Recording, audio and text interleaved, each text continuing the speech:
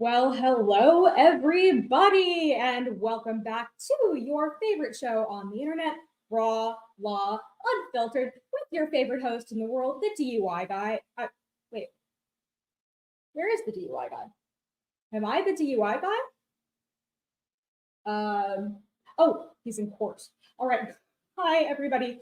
So today we're going to do something a little bit different. I'm Chandler Remington, and for those of you who don't know me, I'm Larry's girlfriend. And today Larry is in court. He actually has the privilege of being able to sit and watch the Karen Read trial, something that we had planned on doing together. But today we're going to be live streaming from here, and he's going to be giving me live updates while he is in court. Now, I hope I've got the hang of this. Bear with me. It's been a little while since I've streamed on my own channel, but I'm very happy to see you all. It's excellent to be here, and I'm really excited to see what we have in store for today's testimony. Now, it looks like Law and Crime is not live yet, but we will be pulling up their feed shortly. And I'm very happy to see everybody in the chat. Good morning. Good morning. So happy to see everybody. We've got Denise, we've got Margaret, a lot of fantastic members. And I am wearing pink for Karen Read. I might have to fix the headphones at a certain point. We didn't work out all of the kinks, unfortunately, but I think I can figure it out. Let's see. We've got a lot of viewers this morning. We've got no live feed yet. But I'm really happy that everybody has chosen to come over to Larry's channel. I know you have a lot of choices. Now, Larry has texted me, so he headed out the door this morning and he headed over to court. I heard something about him taking photos with members of, I think it's the Canton Nine, all of the wonderful people that we've gotten to know every time that we've visited Boston so far. Paul and Brad and all of the wonderful people who have made this experience so worthwhile. Let's see. Shall we review? Good morning to Flux. I'm so happy to see you here. I'm not sure if we have. Well, so as everybody knows, recently Flux was kind of very into one of the witnesses who was testifying. I don't know if her friend Julie, so who was it? It was not Sarah. Was it Caitlin? I think it was Caitlin who she was very into. We have Julie Nagel on the stand, I believe, today. I believe they started cross yesterday. And I know that we left off with something about her having seen a large object, supposedly, in the snow. She didn't explain at the time how large the object was. She only recently testified that it was about 5 to 6 feet in length. And this was never recorded. She never wrote that down. This was brand new testimony. I'm looking forward to seeing her further cross-examined.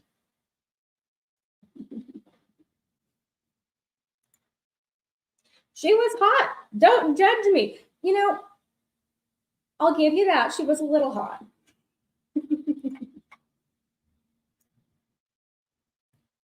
The DUI guy got prettier. I'm not going to tell Larry that you said that.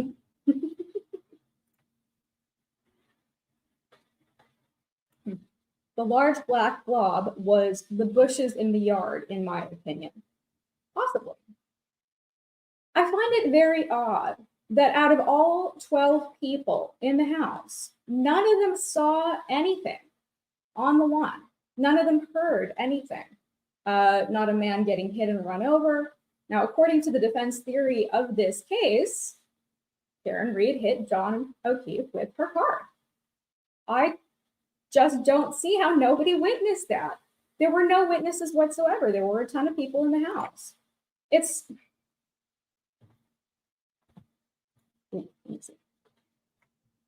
it's a challenge to me to figure out, I don't know, if I'm a member of the jury and I'm sitting there, I'm trying to ascertain what exactly happened. And if I'm going to go with defense's theory that it was Karen's fault, that Karen murdered John,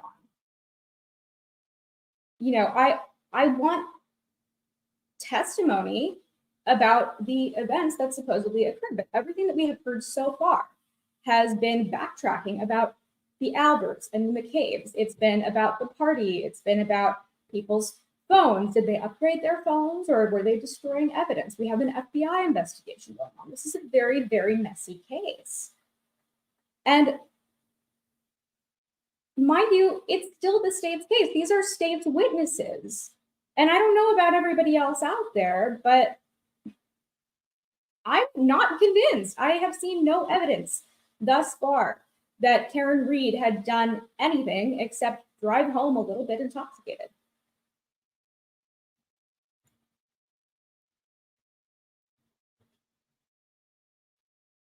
I wonder what court could be. So far, we are still waiting. Now, I do have some exciting updates from Larry. Apparently, Larry walked into court. He got to meet some of the legal team, and I'm pretty sure that Yannetti said something like, "Is that the DUI guy?" So we got name recognition, which is fabulous.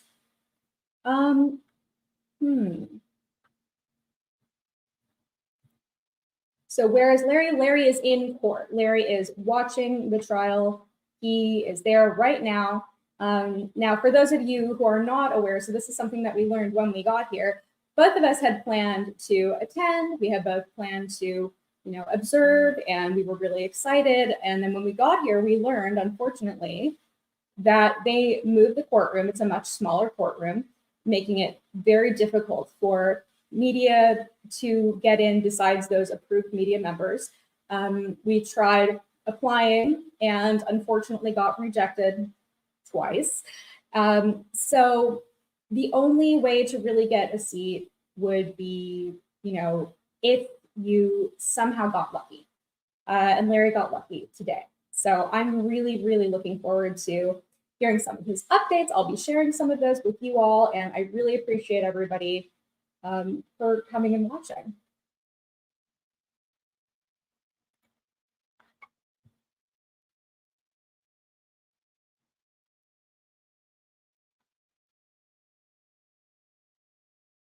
And thank you so much. I am seeing that we have our mods in the chat. We have Alabama Rose. I really appreciate all of our mods. You guys do great work. I am very happy that I get to sit here. I'm so excited. This is my first stream in a really long time. As you all know, I haven't really been streaming on my own channel very much because I'm applying to law school. I was taking the LSAT and doing other law school application type stuff. And now I'm here. I'm still working on things. I still don't have everything totally squared away yet, but I do have enough room in my schedule to take over for Larry today for the morning and the afternoon. So I'm really happy that you guys are all watching, and I'm just really excited to see what happens with this testimony. We've got Lady Autumn Sky. Thank you so much.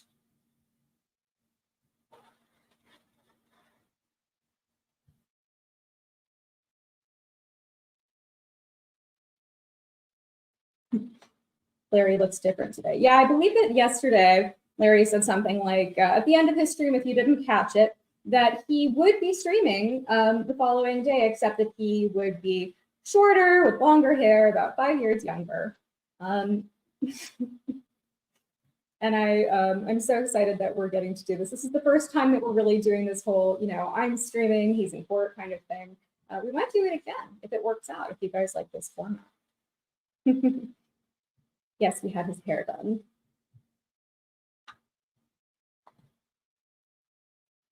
Also, big shout out to Brad for being kind enough to get us this amazing Airbnb. This is absolutely gorgeous. We have this beautiful view. It's totally stunning. I I know this trip didn't go exactly the way that we planned. You know, we thought that we would just kind of show up and we would be watching the entire time, much like the Johnny Depp trial. You know, you kind of just you're there and first come, first serve. You're able to, you know, maybe snag a seat if you're lucky, but it's a very limited pool. And there have been, I don't know, some kind of shenanigans with the media, different members of the media, some individuals who shall not be named, who have tried to kind of cause a ruckus and harass some people, you know, including Larry. But unperturbed, all of the reporting has gone on excellently. I've seen, I'm trying to remember his name. I think his name is Ted Daniels. He is a member of the media pool from Fox, and he's done some excellent reporting. Jessica Machado has done amazing reporting. Turtle Boy, Aiden Carney, of course, who we had dinner with, he has been tweeting some really interesting observations and questions.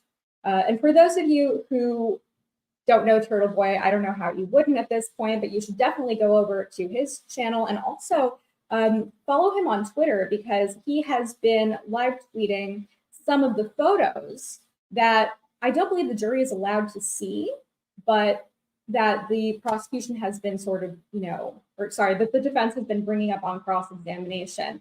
Photos from Facebook that I do not believe are being entered as evidence, not exhibits, but they are pertinent to the case, including, you know, all of the Alberts supposedly celebrating Karen's conviction with their fists raised in the air.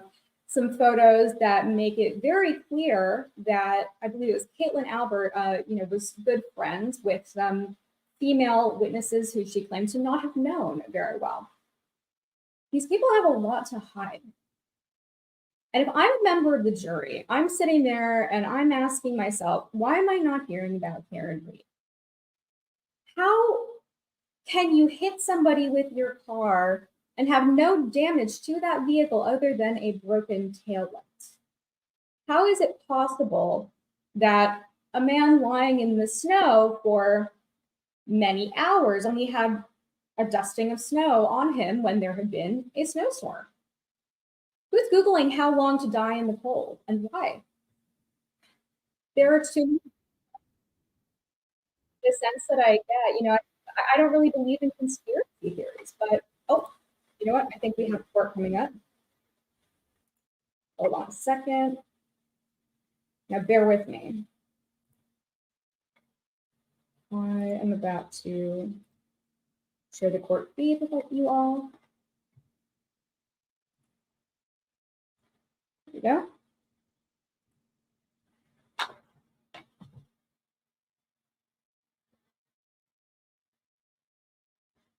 And there's Larry.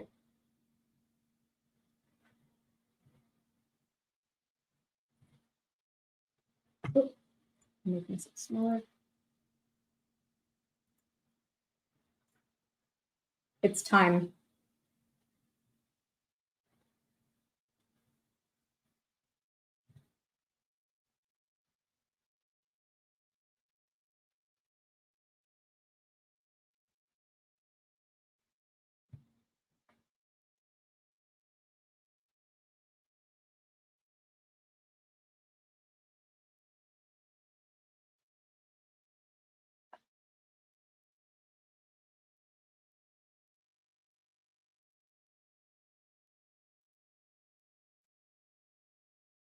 Yes, it is a very small courtroom, Evan. They actually changed the size of the courtroom. They changed to the smallest courtroom I think that they have in the Norfolk Superior Court County building. Now, I could be incorrect about that.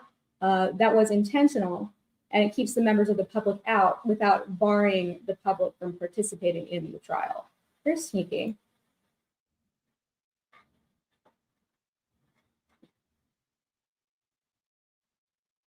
And it's very nice to meet everybody in chat.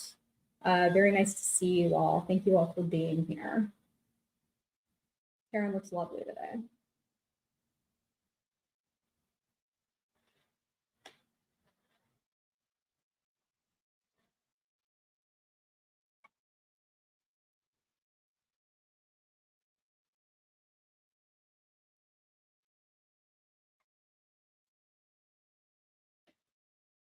Reform Congress says it should have been the biggest courtroom. The public has a right to be there to watch this. It's high profile. I agree completely. I'm not a big fan of the judge in this case. She's made some calls that I don't necessarily agree with.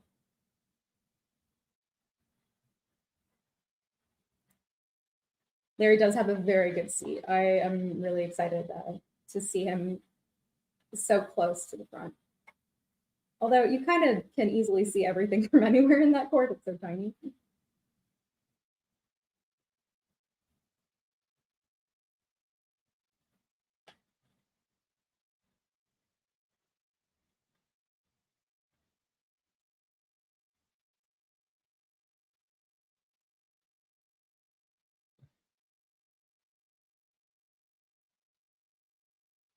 Oh, we have a lovely super chat from Fraud at Rankler. Thank you very much for the $5. Says, congrats on LSAT. Congrats on Larry beating that privileged bar complaint from Dumbwaiter. Yeah, unfortunately, well, first of all, thank you very much for the congratulations. I appreciate it. Second of all, unfortunately, one of the things about being an attorney and being in the public eye, like Larry is, people will make a lot of frivolous bar complaints against you for silly reasons. And the fact of the matter is, you don't really, what was I going to say? You know what, I need some green tea to wake up. As far as bar complaints are concerned, yeah, it's very important to write to the bar if you have a concern about an attorney who has represented you. But a lot of people will complain if you're a member of the public, if you are a YouTuber, even if you're not their client. So people don't really understand how ethics in law works. But fortunately, those claims get processed the way that they should. They are thrown out.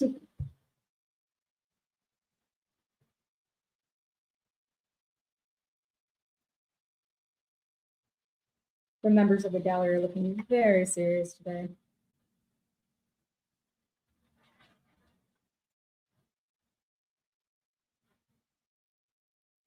And one of the best things about this, this format that we have going on, is that Larry gets to finally do what he's been meaning and wanting to do this entire time. He has wanted to get a really good look at the jury. He wants to watch their faces. He wants to see how they are reacting to the testimony. And he's going to take notes. He actually took one of my notebooks. Bring the jurors in. Jurors, please. All right.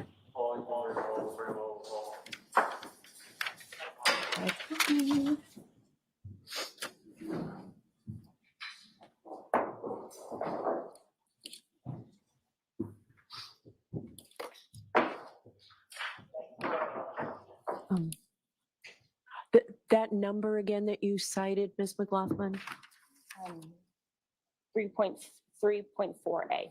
Thank you.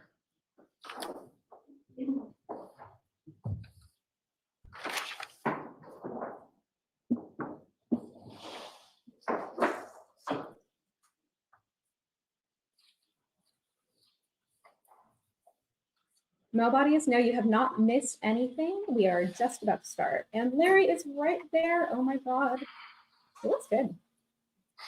I wonder who picked out that outfit for him. Hi. He's like glancing towards the camera. I got him a pink shirt specifically for this occasion. So if you can't tell, it looks very good on him.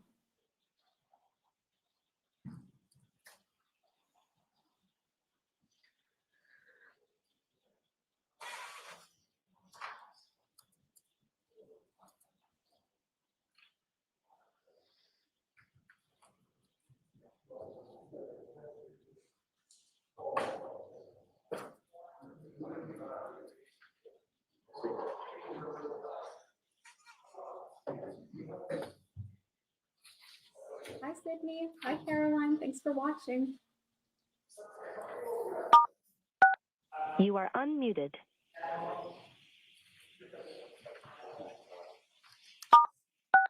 You are muted. You are unmuted. Court, all rise to the jury.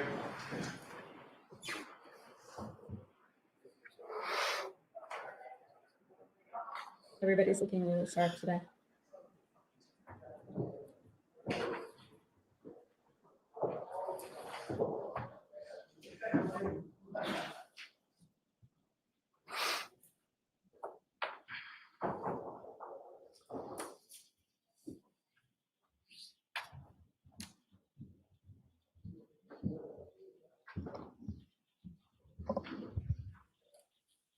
Hear ye, hear ye, hear ye. All persons having anything to do before the Honorable First Justice Beverly Cannoni, now sitting in the Dedham Superior Court within and for the County of Norfolk. Draw near, give your attendance, you shall be heard. God save the Commonwealth and this good court. Thank you. You may be seated. Morning. Morning. 22117, the Commonwealth versus Karen Reed. All right, good morning again, council. Good morning, Ms. Reed. Good morning, jurors. We appreciate you being ready and willing to go forward. We did spend a little time this morning with the lawyers moving things forward, so our time was well spent. We appreciate your patience. I have to ask you those 3 questions. Were you all able to follow the instructions and refrain from discussing this case with anyone? Yes. Everyone said yes or nodded affirmatively. Did you also follow the instruction and refrain from doing any independent research or investigation into this case? Yes. Everyone said yes or nodded affirmatively. Did anyone happen to see, hear, or read anything about this case since we left yesterday? Everyone said no or should. All right, thank you. May we have Ms. Nagel, please?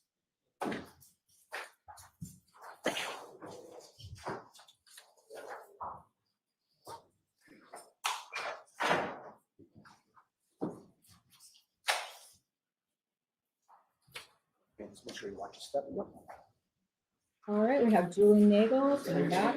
Raise your right hand. There is You no solemnly swear the testimony. evidence you give the court and jury in the case now herein shall be the truth, the whole truth, and nothing but the truth, so help you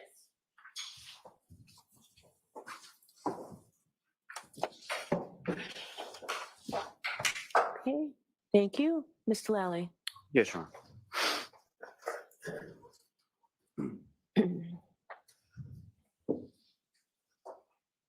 Morning, Ms. Nagel. Good morning.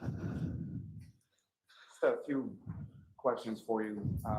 In regard to the interview or the conversation that you had with Trooper Proctor, were there any other troopers present during the course of that conversation? Yes. Recall who that trooper was? I can't recall his name, no. Now, if I could turn your attention back to January 29th in the early morning when you were leaving the house on 3rd. You indicated that you saw a dark object in an area of the front lawn, is that correct? Yes. You had been to the house at 34 Fairview on several different occasions prior to this day, correct? Yes. Ever been over in that area of that front lawn? Was that an area that was used, that you observed by the homeowners or anyone there? Not really. No. And what, if anything, do you recall about the lighting in that particular area of the yard? I mean, it was dark out, but with the snow, it was kind of, you could see a little bit of a glare. Do you recall any sort of street lights or anything like that in that area? I can't recall, no. Now you see this object, which you described as approximately 5 to 6 feet long, is that right? Yes, correct. And in the area of the flagpole, is that correct? Yes. And at the time that you saw it, were you expecting or anticipating something over in that area of the yard? No. And when you were driving past it, is that the first time that you saw it? Yes.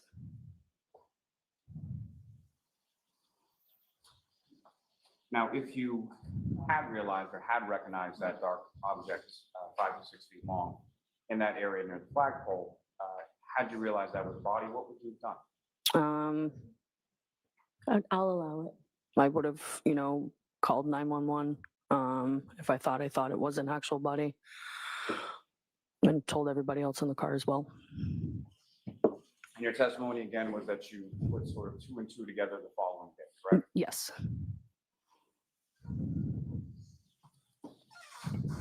I have nothing further. Okay. Wow. So if you realized it was a body, you would have called 911, correct? Yes. And that's because you would have realized that was very important information, correct? Objection. I'll allow it. I'm sorry, can you repeat the question? I'm sorry, you If see a corpse on a realized lawn and you go, it this was is a very important body, information. You would have realized that was very important information, correct? Yes. And Very your rare testimony comment. today is that you realized it was a body the very next day, correct? The next day after I had a conversation, yes. You didn't call 911 at that point, correct? I did not know. You called the police business line. I did not know. Did you speak to any police? No. Right. And you would agree with me, Ms. Nagel, that object became 5 to 6 feet long yesterday for the first time. Objection. Not necessarily. Ask the question differently, Ms. Tinetti. The first time you've mentioned to anybody that that object was 5 to 6 feet long was yesterday to this jury 2.5 years after you supposedly saw it, correct? Yes. Nothing further. Okay. All right, Ms. Nagel, you are all set. Thank you very much. Thank you.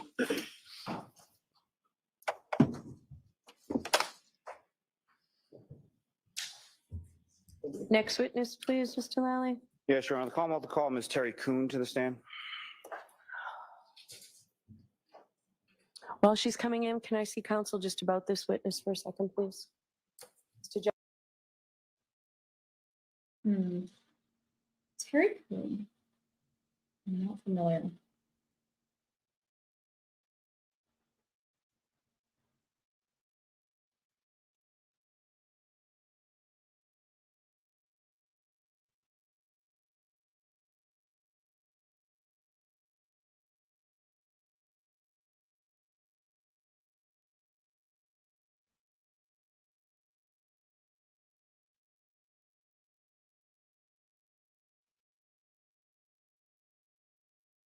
Next witness testifies. I just want to tell you that sometimes we call witnesses out of order. Sometimes witnesses have to be called in a certain time frame because of their schedules or some other instance. And the lawyers were kind enough to work this out among themselves. So we appreciate it.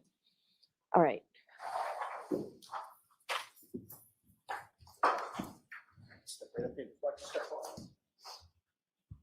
Aaron is able to message me sort of in between. He can step out of the It's courtroom, also but the unrestricted recording during the. he cannot use his phone while he's in the courtroom. So I'll hear from him and I'll let you know if he has anything interesting to say.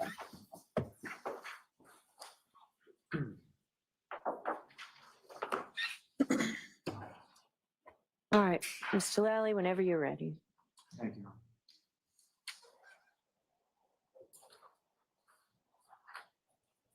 Morning, ma'am. Morning.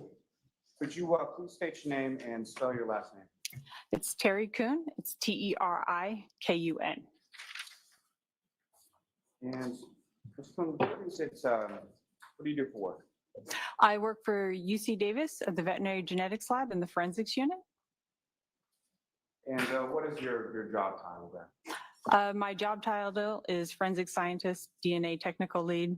My UC classification is SRA-4. And that UC classification as far as SRA-4, what does that mean? Oh, Staff Research Associate. And how long have you worked there? Almost 25 years now. And if I could, I'd like to talk a little bit about your educational background, starting with undergraduate.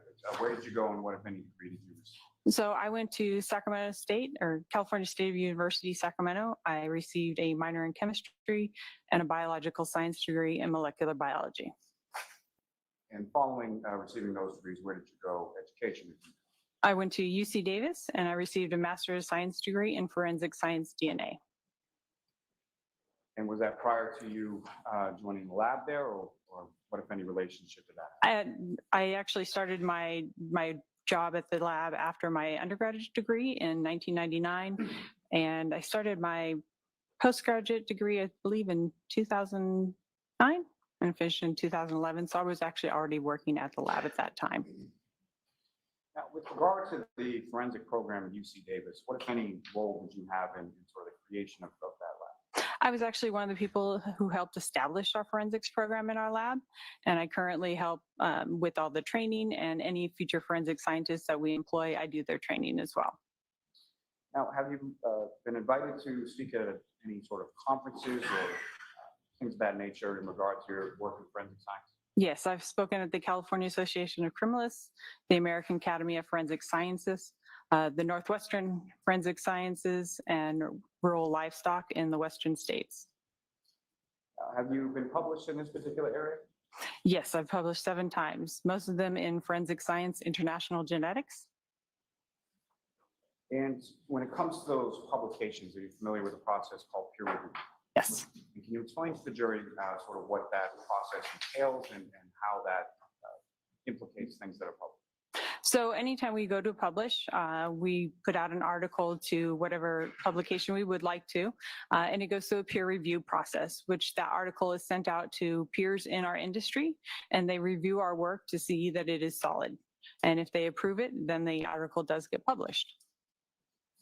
Now, over the course of your years with the lab at UC Davis, how many forensic samples of DNA have you tested? Oh, in the thousands. Now, if you could describe to the jury the type of work that your lab performs. So we have two sides of our lab. We have a service side, which provides diagnostic testing, parent verification testing, and then we have our forensic side. We do animal parent verification as well. We also do match comparison, which we compare samples to see if they're coming from the same source, and we do species identification.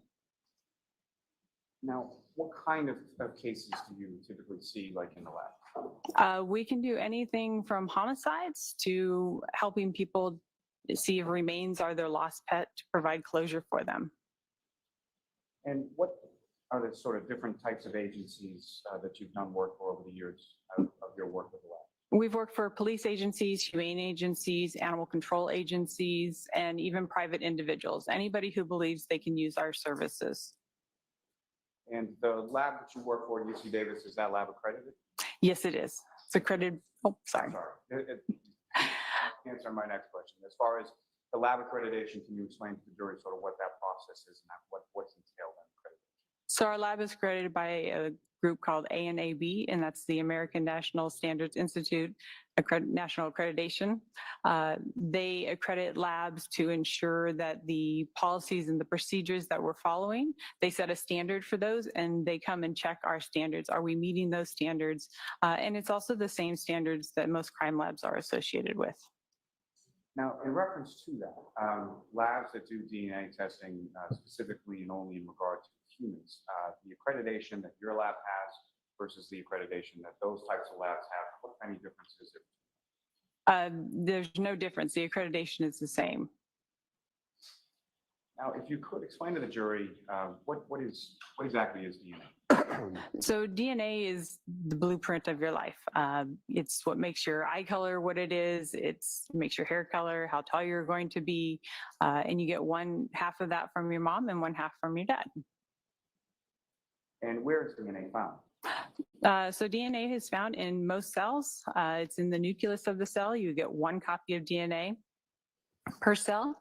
There's also another kind of DNA called mitochondrial DNA. And in a cell, that is found in the plasma of a cell, and there'll be thousands of copies of mitochondrial. And if you could explain sort of the difference between mitochondrial DNA versus what would you classify the other type? So nuclear DNA is, again, that individual type of DNA. It's the DNA where we could say that that's you or that's a particular animal, and it would be a statistic of, 1 in 3,000 or 1 in 350 million type thing. Mitochondrial DNA actually runs along the maternal line. So if, you're a mom and you have a couple kids and a grandma there, they would all share the same maternal type. And how is DNA used in forensic science? For what we do in forensic science for animal DNA, we use it for parent verification. We use it for determining if two samples come from the same source, and we use it for species identification.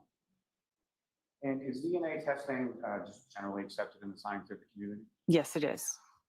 And can you explain to the jury sort of DNA typing, that process? How does that work? What is it sort of specifically that you do? So the main steps are when we get a sample, we need to lyse open those cells. That DNA is in the center of the cell. Those mitochondria are there, but they're protected by a cell wall. So our first step is to lyse that cell wall and release the DNA. Once that is done, we want to see how much DNA that we have. And so we have something called qPCR, or quantitative PCR, that allows us to tell how much of that nuclear DNA is in a sample. From there, we would go to a DNA typing. As you can imagine, if you only have one copy of DNA in a cell, it would take a lot of cells to be able to visualize that DNA. So we have to go through a process of making multiple copies. We use something called pointers. It tells us what parts of the DNA that we're looking for that can vary from species to species or from test to test of what we're trying to do. And we amplify that in a process called PCR. And that can be kind of, you could think of it like a photocopier. Every time it goes through a cycle, it makes a copy. So if we start off with 1 copy, we get 2. From 2, we get 4. 4, we get 8. And by the end of this cycling, we have millions of copies that actually allow us to be able to visualize that DNA. And then the last step is actually visualizing it. The DNA actually has to run through a matrix. It's kind of like a sponge with all the little holes. Small pieces of DNA go out first, and we can see those first, and the larger pieces of DNA come out last. So it's allowing us to both see the DNA, and it separates it by size. And did you do the forensic testing with regard to samples that were submitted to your lab in this case? Yes, I did. And as far as those steps that you just described, are those the steps that you followed in regard to this? Yes, they were. And do you have sort of standard procedures for what you do in the lab? Yes, we have standard procedures or SOPs that we follow for all of our work that we do. And so fair to say in this case, you followed those same sort of standard procedures and protocols? Yes, I did. Now, what if any efforts are taken in your lab to preserve the evidence or prevent contamination? So what we do to preserve evidence, prevent contamination, one of the things we use is a bleach product. So anytime we're using a surface, be it for sample collection, doing PCR, doing the extraction, we're wiping down everything with this bleach product, doing our work, and then wiping it down again. Samples are stored according to what we have. So dry evidence is stored in a locked cabinet. Wet evidence, such as blood, is stored in a fridge. Tissue is stored in a locked freezer. The fridge is also locked as well. So they're also kept in their original packaging, and they're sealed, and they're only unsealed and used when they're being actually manipulated for sample collection. And what samples did you receive in this case? In this case, we received 2 swabs. And Dr. may I have just a moment? Yes.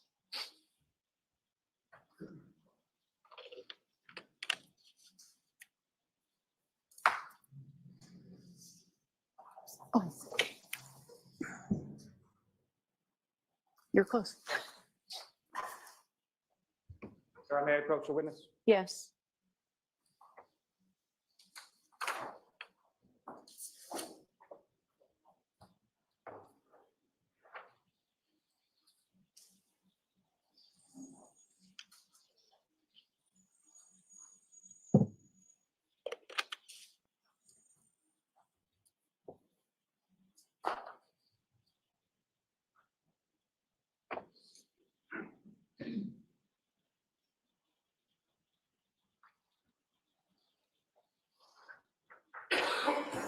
So I'm showing you a series of 7 photographs. I just asked you to look at those.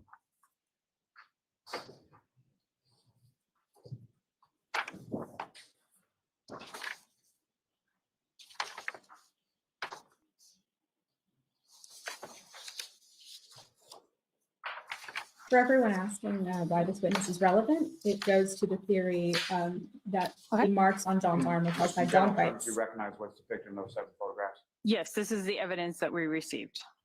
And those photographs that you would have taken as you were unpackaging the samples in this case? Yes, and they contain a sticker on there that has our case number, the date we received it, and my initials. May I approach again, Your Honor? Yes. I'll welcome you to introduce and admit as the next. Thank you. Thank you.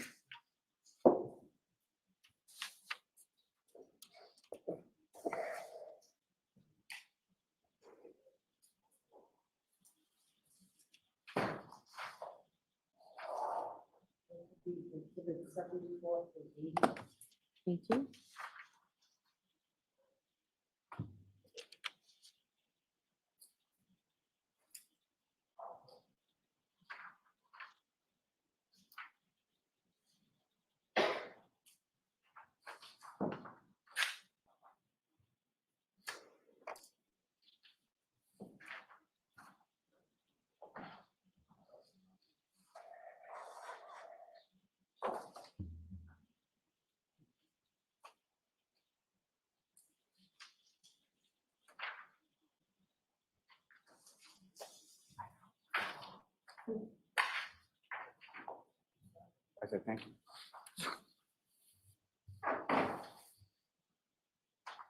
Now, may I return these to the witness and with the court's permission, may I publish them to the jury?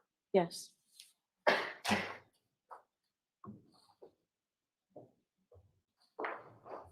Ms. Kuhn, now placing before you, what I placed before you has not been marked as exhibit 7480. With regard to the first exhibit that you have before you,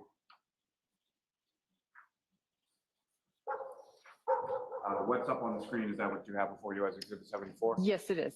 Can you describe to the jury what we're looking at in this particular photograph? So this is the evidence that we received. We want to, the little sticker on the bottom is the one that we applied at our lab. It includes our the case number, the date, and my initials. And we do this to ensure that, so that we can show that this is how the evidence arrived. It arrived in a sealed and packaged manner. And the following exhibit number 75, that's essentially another photograph, same packaging, is that correct? So it's the same packaging, but it's the back of the packaging, because in this instance, that actually shows where the evidence was sealed as well, and the date as well. And who, if anyone, or what entity did you receive this package from? Can I look at my notes? I don't recall the exact entity. Yes, you can. Thank you.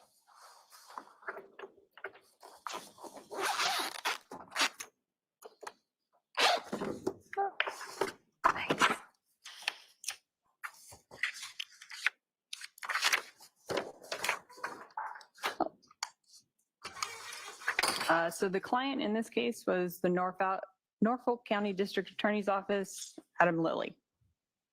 And so, but as far as these samples from whom you received, was that the Massachusetts State Police Crime Lab? They were the people I was in contact with about sending them.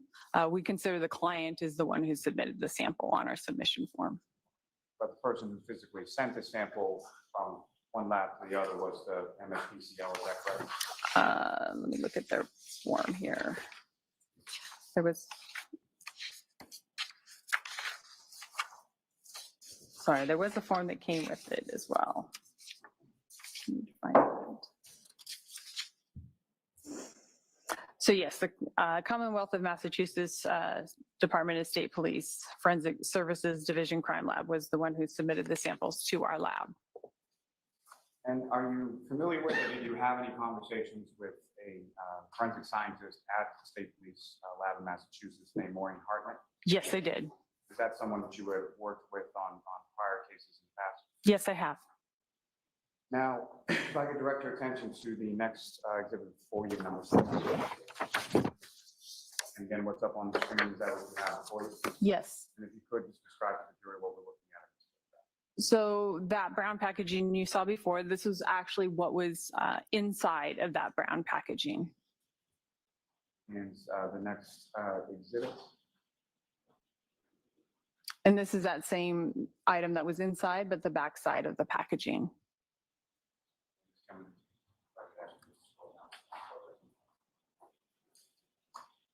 And that shows the 2 swabs that were contained inside that packaging.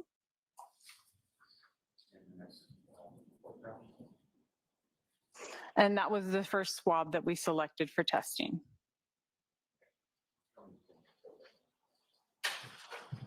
What's contained in those photographs, is that a fair and accurate portrayal of what you received and sort of how you delineated those items as far as labeling them by your case number? Yes, it was. And for the case number, as far as the FCD and the number, sort of how was that determined, or what is that? So FC always refers to forensic case. In this case, D is for dog because they were asking for dog DNA testing. If it was C, it would be for cattle. F would be for feline, but the FC is always the beginning part. The third letter always kind of denotes what species we're looking for. Now, pursuant to receiving those particular items, are you also given any sort of identifier as far as from the outside lab or the external vendor, as far as what label they have for the sample, or where the sample came from, is from the outside lab? We did receive a piece of paper that with the submission saying it was taken from a shirt. And Do you recall specifically what the item number was or where it was swabbed on that shirt? No, do you remember that? I do not, it would be on that piece of paper, I believe. Would that also be delineated somewhere within your report and your findings? The case number would be in our findings. And I'm sorry, not specifically in your findings, but within the context of your report with that. In the report, the case number that they gave us is listed in the report. Your Honor, do you have your report with you, ma'am? Yes, I do. Your Honor, with the court's permission, I would ask that the witness be allowed to refer to report that. Yes. Okay. Yes.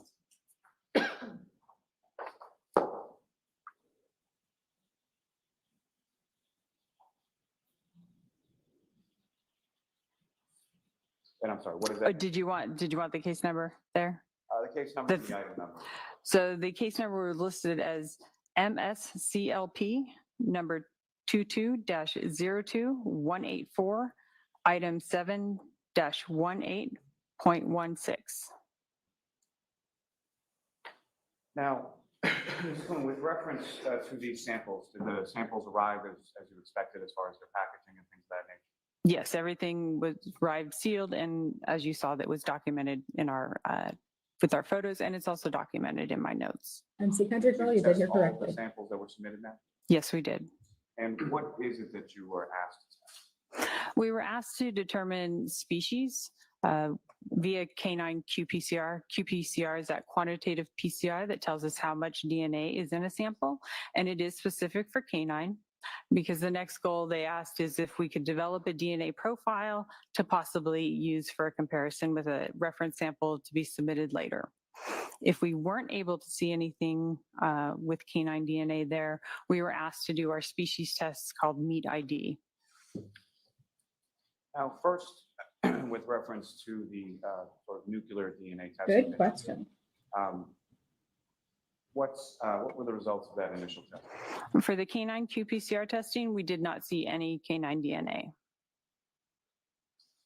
And when you say, just if you could explain to the jury or expound upon that as far as what are you looking at and what are you seeing or not seeing that leads you to that? So the canine DNA we're looking for in that is that nuclear DNA, that DNA that's used for an individual, because the idea was if we see canine DNA in the quantitative qPCR, then we know we have canine DNA on that swab, and we can try and use that to develop the DNA profile for a later comparison.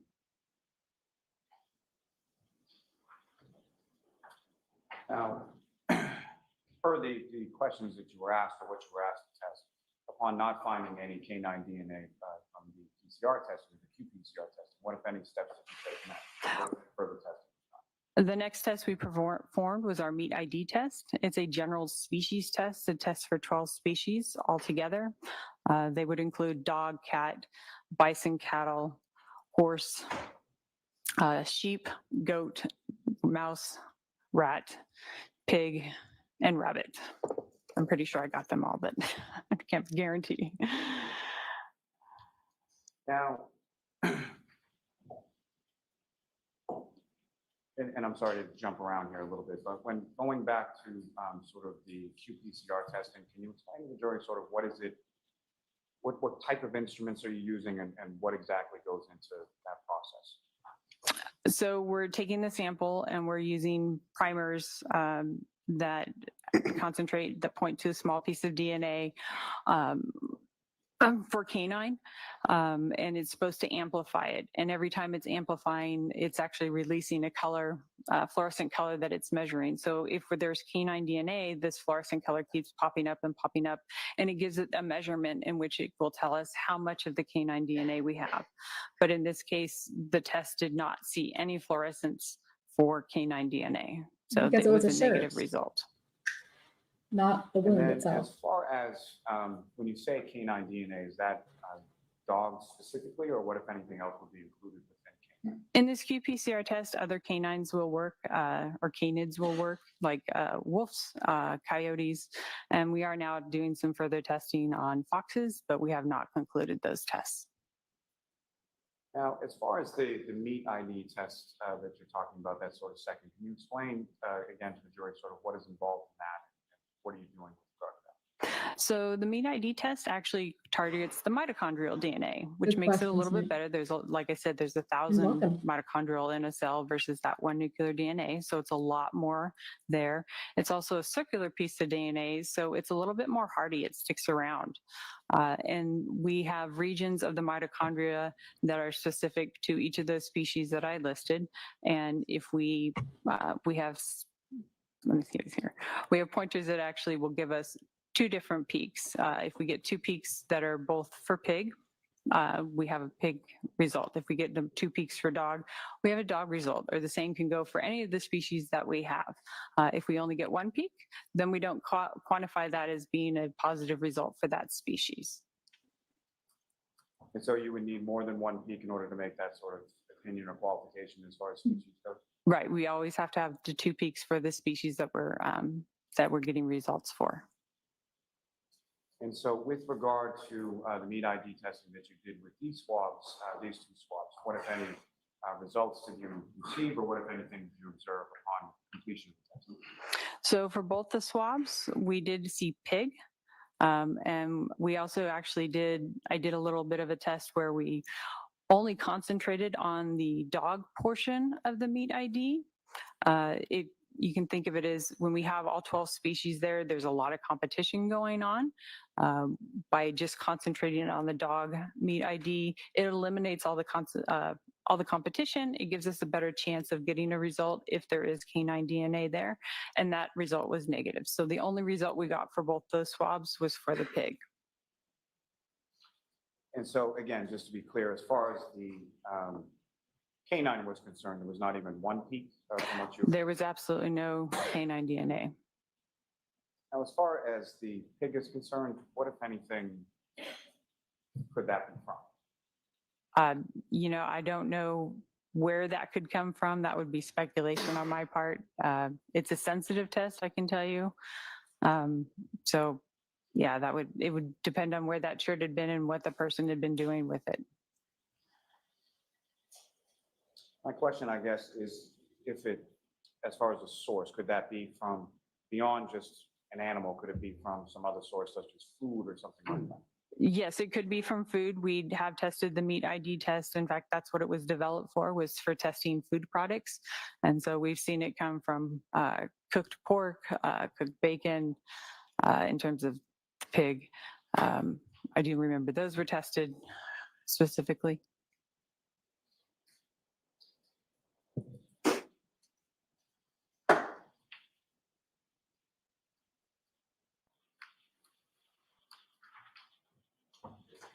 May I have just one moment? Sure.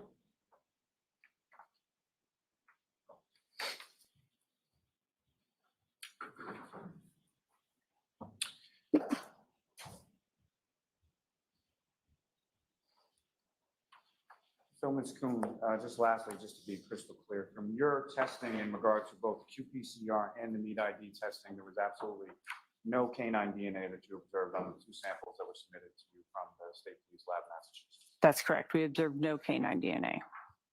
Thank you. I have nothing further. All right, Mr. Jackson. Thank you.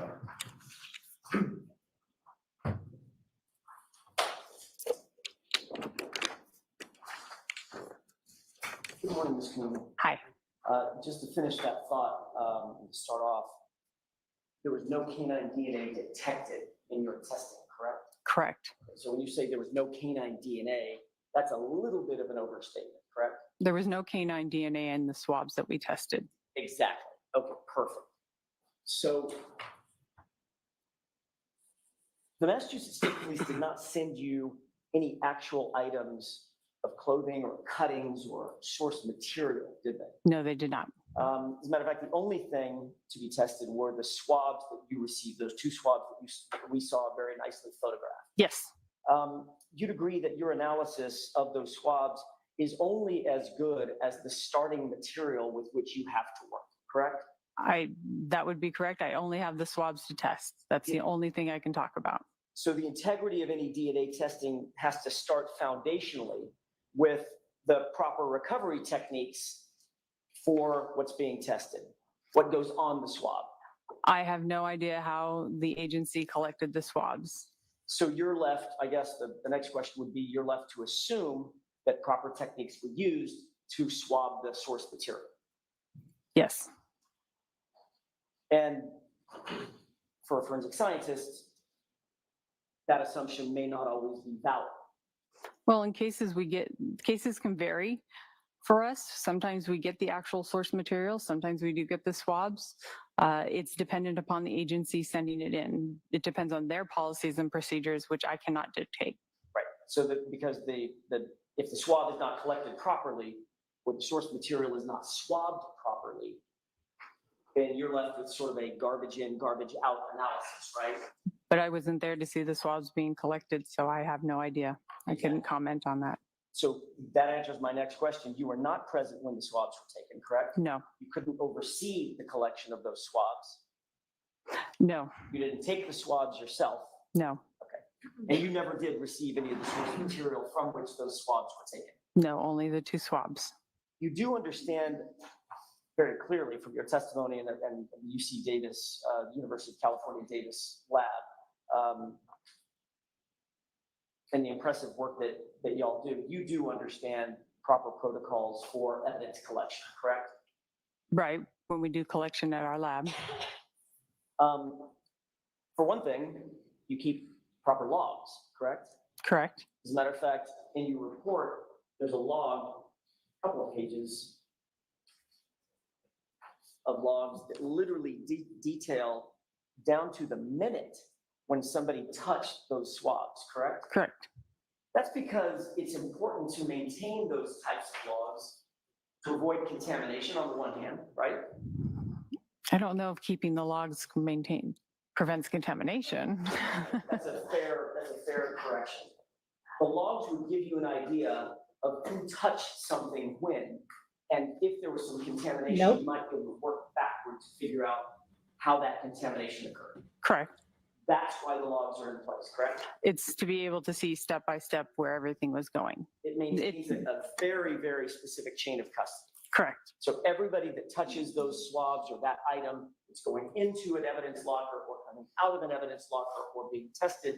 That's highly, highly regulated, and it's marked on a log. It's documented in my case notes and it's documented on our internal chain of custody. So there's literally multiple documents that that memorialize the movement of that evidence, right? As it goes through our lab, yes. Right. And your lab, that those criteria include the time that something was touched, Yes. the place where it was touched, We don't document the place. meaning it was taken out of this particular locker and put on this, Oh, yes.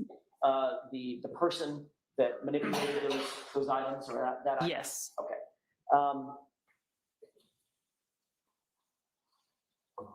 You were asked about the processes that your lab undertakes to avoid or reduce contamination. Correct. You were asked that by Mr. Lally on direct examination. You recall that? Yes. You went through what your lab and the accreditation process, the protocols that you would employ to make sure that contamination is reduced, hopefully to a minimum. Yes. But you don't know what any other lab might employ in terms of their reduction of contamination processes. No, I don't know this. And you specifically don't know what the Massachusetts Crime Lab did or didn't do with this subject material before you got the swabs. Correct. You don't know if they took any steps, as a matter of fact, to reduce contamination of the source material before the swabs were taken. I believe don't so. know anything about how they took those swabs. You would agree that, for instance, if the source material had been tossed on the bottom of an ambulance floor, that could encourage contamination of that source material. Objection. Can you answer that question? I don't know because we haven't tested that sort of thing. Well, It's an interesting question. I do agree, but we have not done any validation, which would be able to prove that sort of thing. well, I guess what I'm asking is if the item is supposed to be not contaminated, right? It's supposed to be relatively pristine, and it drops on the floor. that might encourage contamination of that particular item. It's supposed to be left as pristine as possible, correct? Again, I don't know the history of the item, so I couldn't speak to it. All right, so I think you have to move on from that. If in fact the source material was not packaged properly, could that encourage contamination? But I didn't see how the items were packaged. I'm not asking that, Ms. Gill. I'm asking you hypothetically. Oh my If God, an just item, answer the a source question item is going to be as tested, it is asked. is not packaged and handled properly, that could encourage contamination, correct? I have not seen that. What I have seen when something's been packaged incorrectly is I've seen the induction of mold growth, which has prevented bacteria, which causes bacteria, which eats away at DNA. So it doesn't give me contamination, but it does mean that I don't see DNA. There might be, if something is handled inappropriately, for instance, if something is handled sloppily before it's tested, it might reduce the validity of the ultimate test that's undertaken, correct? Objection. I'm going to sustain that. There are certain proper swabbing techniques involved in the preparation of a swab, correct? Yes, That includes wearing gloves, using clean tools, correct? correct, It includes proper documentation of the swabbing. correct. The documentation might include the location or the description of exactly where the item was swabbed, is that right? Correct. That would be helpful in your analysis to know exactly where something was swabbed. No, What about any visible markings to show where swabbing was taken? Is that normally done?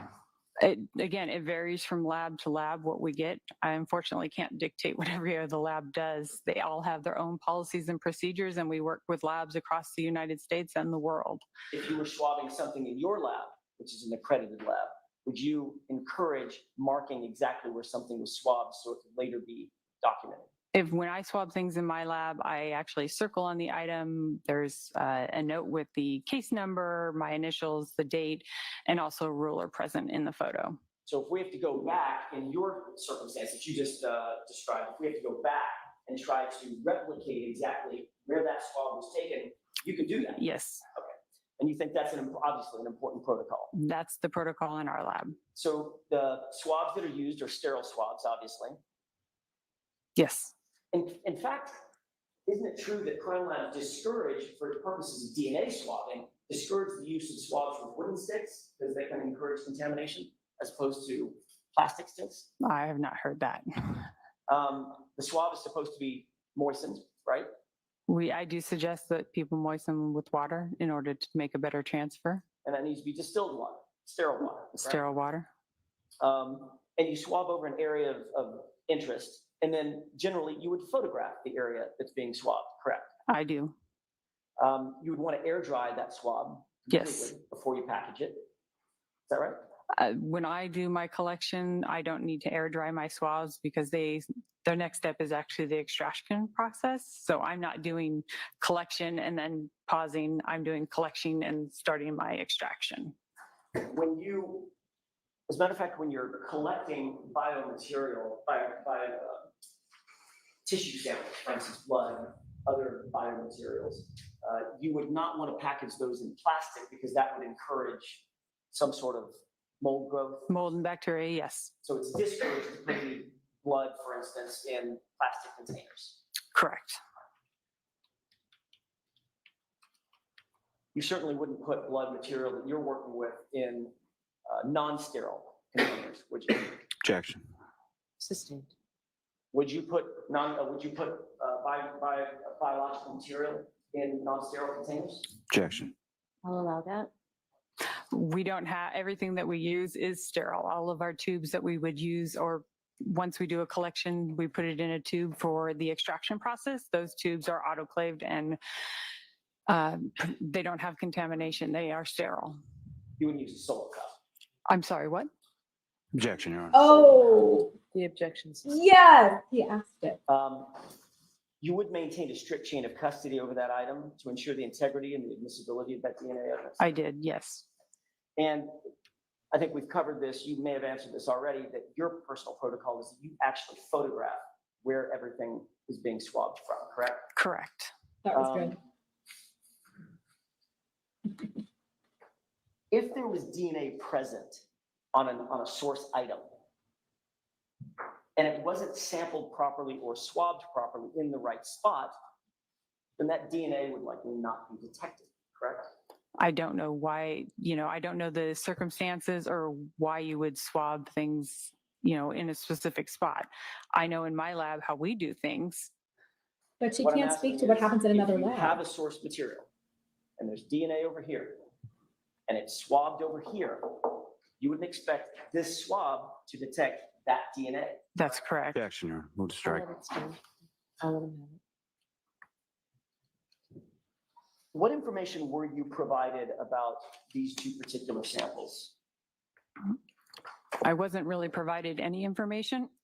Really? I had to work with the person from the crime lab asking about what they wanted to test and try and narrow down the testing in terms of species, simply because it helps us make sure that we're directing the testing in the correct way for the answer that they're, or for the question that they're answering. So knowing the species in this case was important. It also made it so that we made sure that the testing was affordable as possible. Understood. Would it be important for you to understand the condition of the material that was being swabbed as you engage your analysis? I'm not, Condition meaning, was it clean? Was it dirty? Did it have blood on it? Did it not have blood on it? Things of that nature. no, since we don't get to choose how evidence is given to us, nice and clean with nice and clean DNA would be perfect, but that's not our perfect world we get samples from. So Hardly ever happens, does it? no, it hardly ever happens. It would be important, however, to know whether or not there were obvious inhibitors on the source item when it was swabbed. Knowing that there's dirt would be helpful, or possibly blood, because those can inhibit, but not necessarily, we don't necessarily have to know that ahead of time. Were you told in this instance that the swabs were taken from a garment that had blood on it? No, Is blood an inhibitor? it can be, yes. Is garment dye an inhibitor? Yes, Were you told that there was blood on a dyed garment when you received the swabs? no, Your report indicates that the swabs that you did test, these two swabs, quote, did not indicate the presence of canine nuclear DNA, but did indicate the presence of inhibitors, end quote, correct? that was in our qPCR. Interesting. You explained that, quote, this result is obtained when either, number one, the canine nuclear DNA is degraded, is that right? Correct. Number two, it's, quote, obscured by inhibition, end quote. Quote.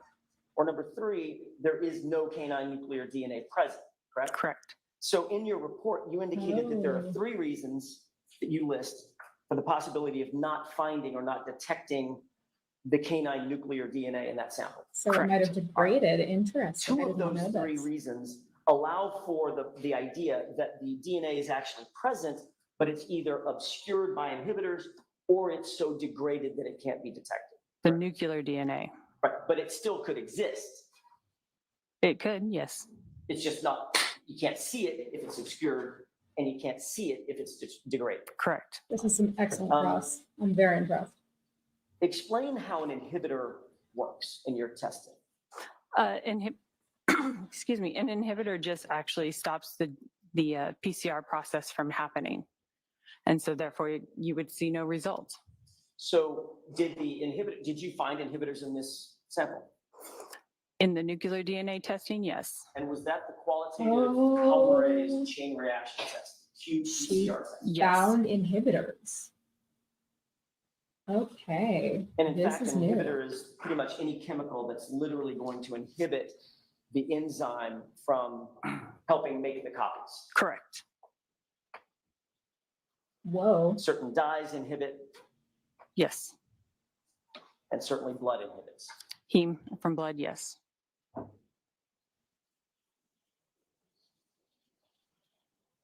So And even because of that, at least in Wow. that sample, the nuclear DNA sample, you're not saying that there was no canine DNA there. You're saying that the testing did not detect it. In the qPCR nuclear test, correct.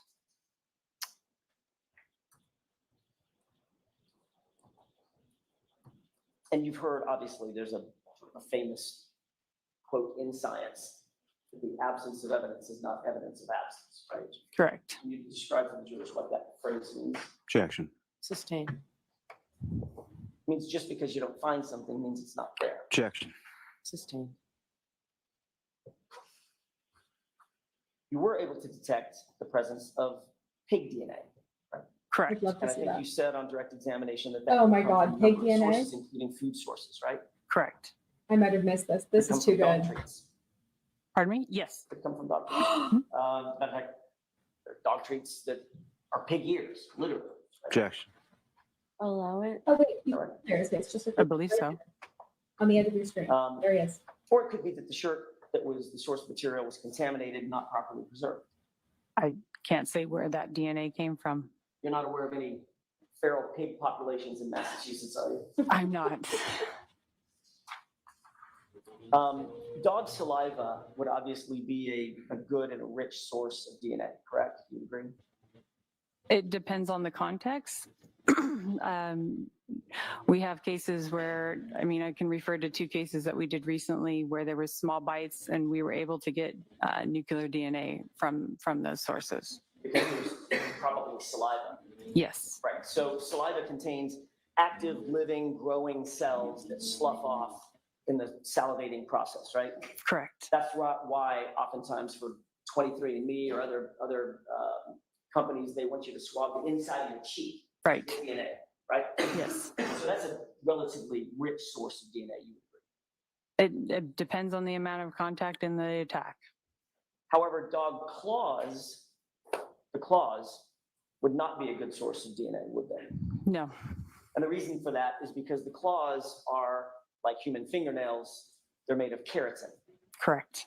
Keratin is dead, hardened cells, Correct. and not a good source for DNA. That is too good. Not in terms of scratching. We can do something where we pulverize them and we can get DNA from them then. But you have to have the claw.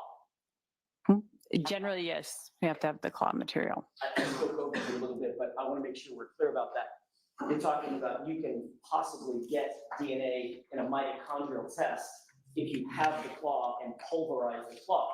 Correct. Possible to find some DNA. But in terms of touch DNA, We don't, difficult to find it from a claw. I really can't speak about touch DNA because it's not something we tested or validated in our lab. So you didn't have any claws that you tested here. No, Matter of fact, you were just testing swabs from a shirt. correct. And you've already agreed that keratin is not a good DNA source because it's dead cells, not live Correct. cells.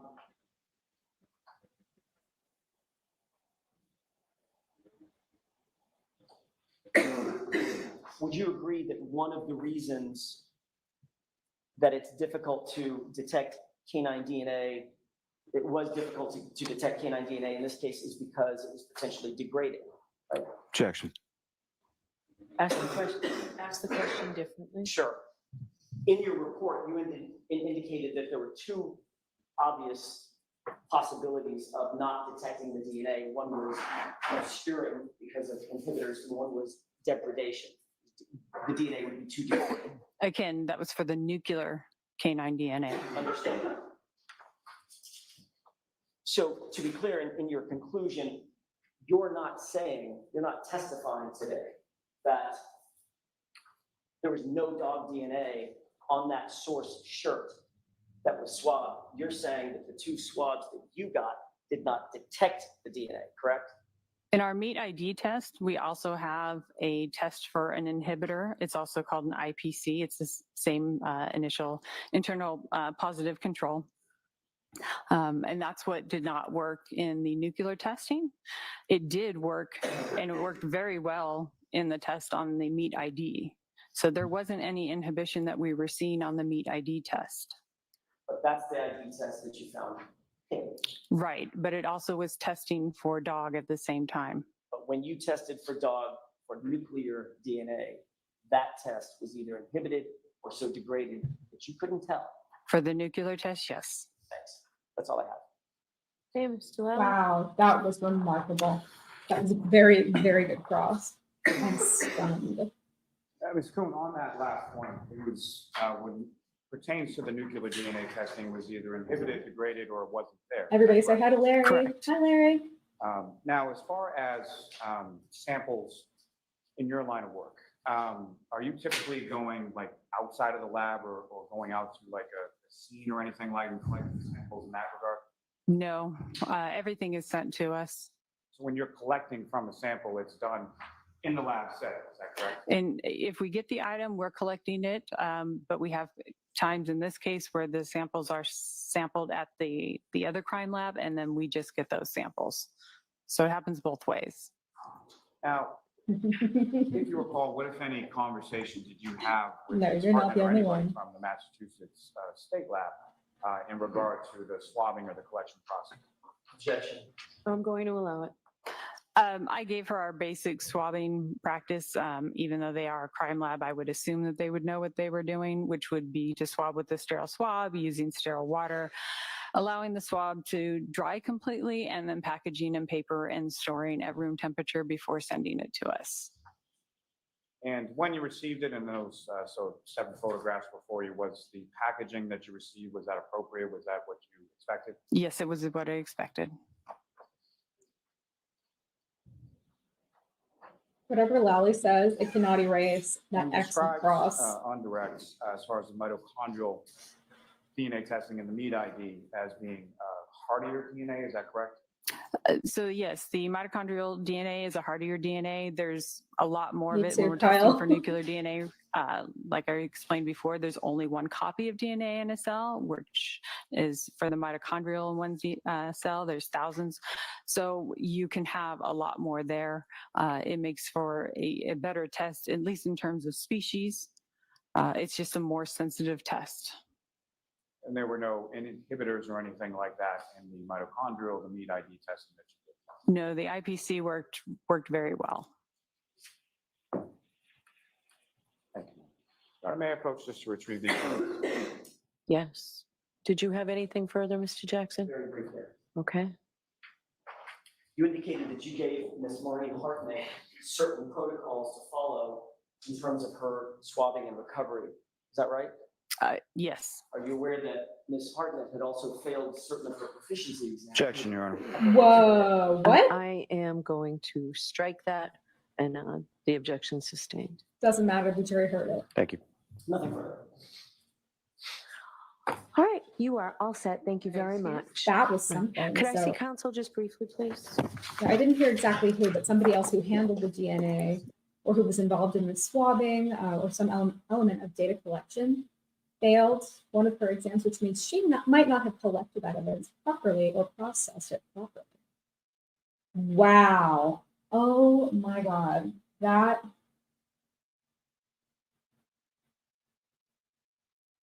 See, and I thought Barry Scheck was good. That was a masterclass in cross-examination. He's testifying through his questions. All right, Mr. Lally, your next witness. That's reasonable doubt. Your Honor, call Mr. Ryan Nagel. Oh my God, look Okay. at Karen's face. That's huge. That is huge. And Mr. Jackson and Ms. Gianetti, you're prepared to go forward with Ms. Little's absence with Mr. Nagel? Yes, Your Honor. Okay.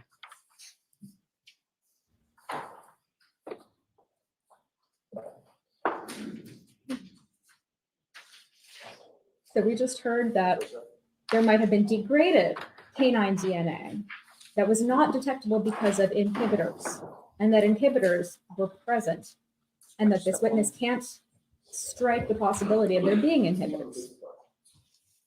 Wow. You solemnly swear the evidence you give the court and jury in the case now and hearing should be the truth, the whole truth, and nothing but the truth, so help you God. Okay. Thank you.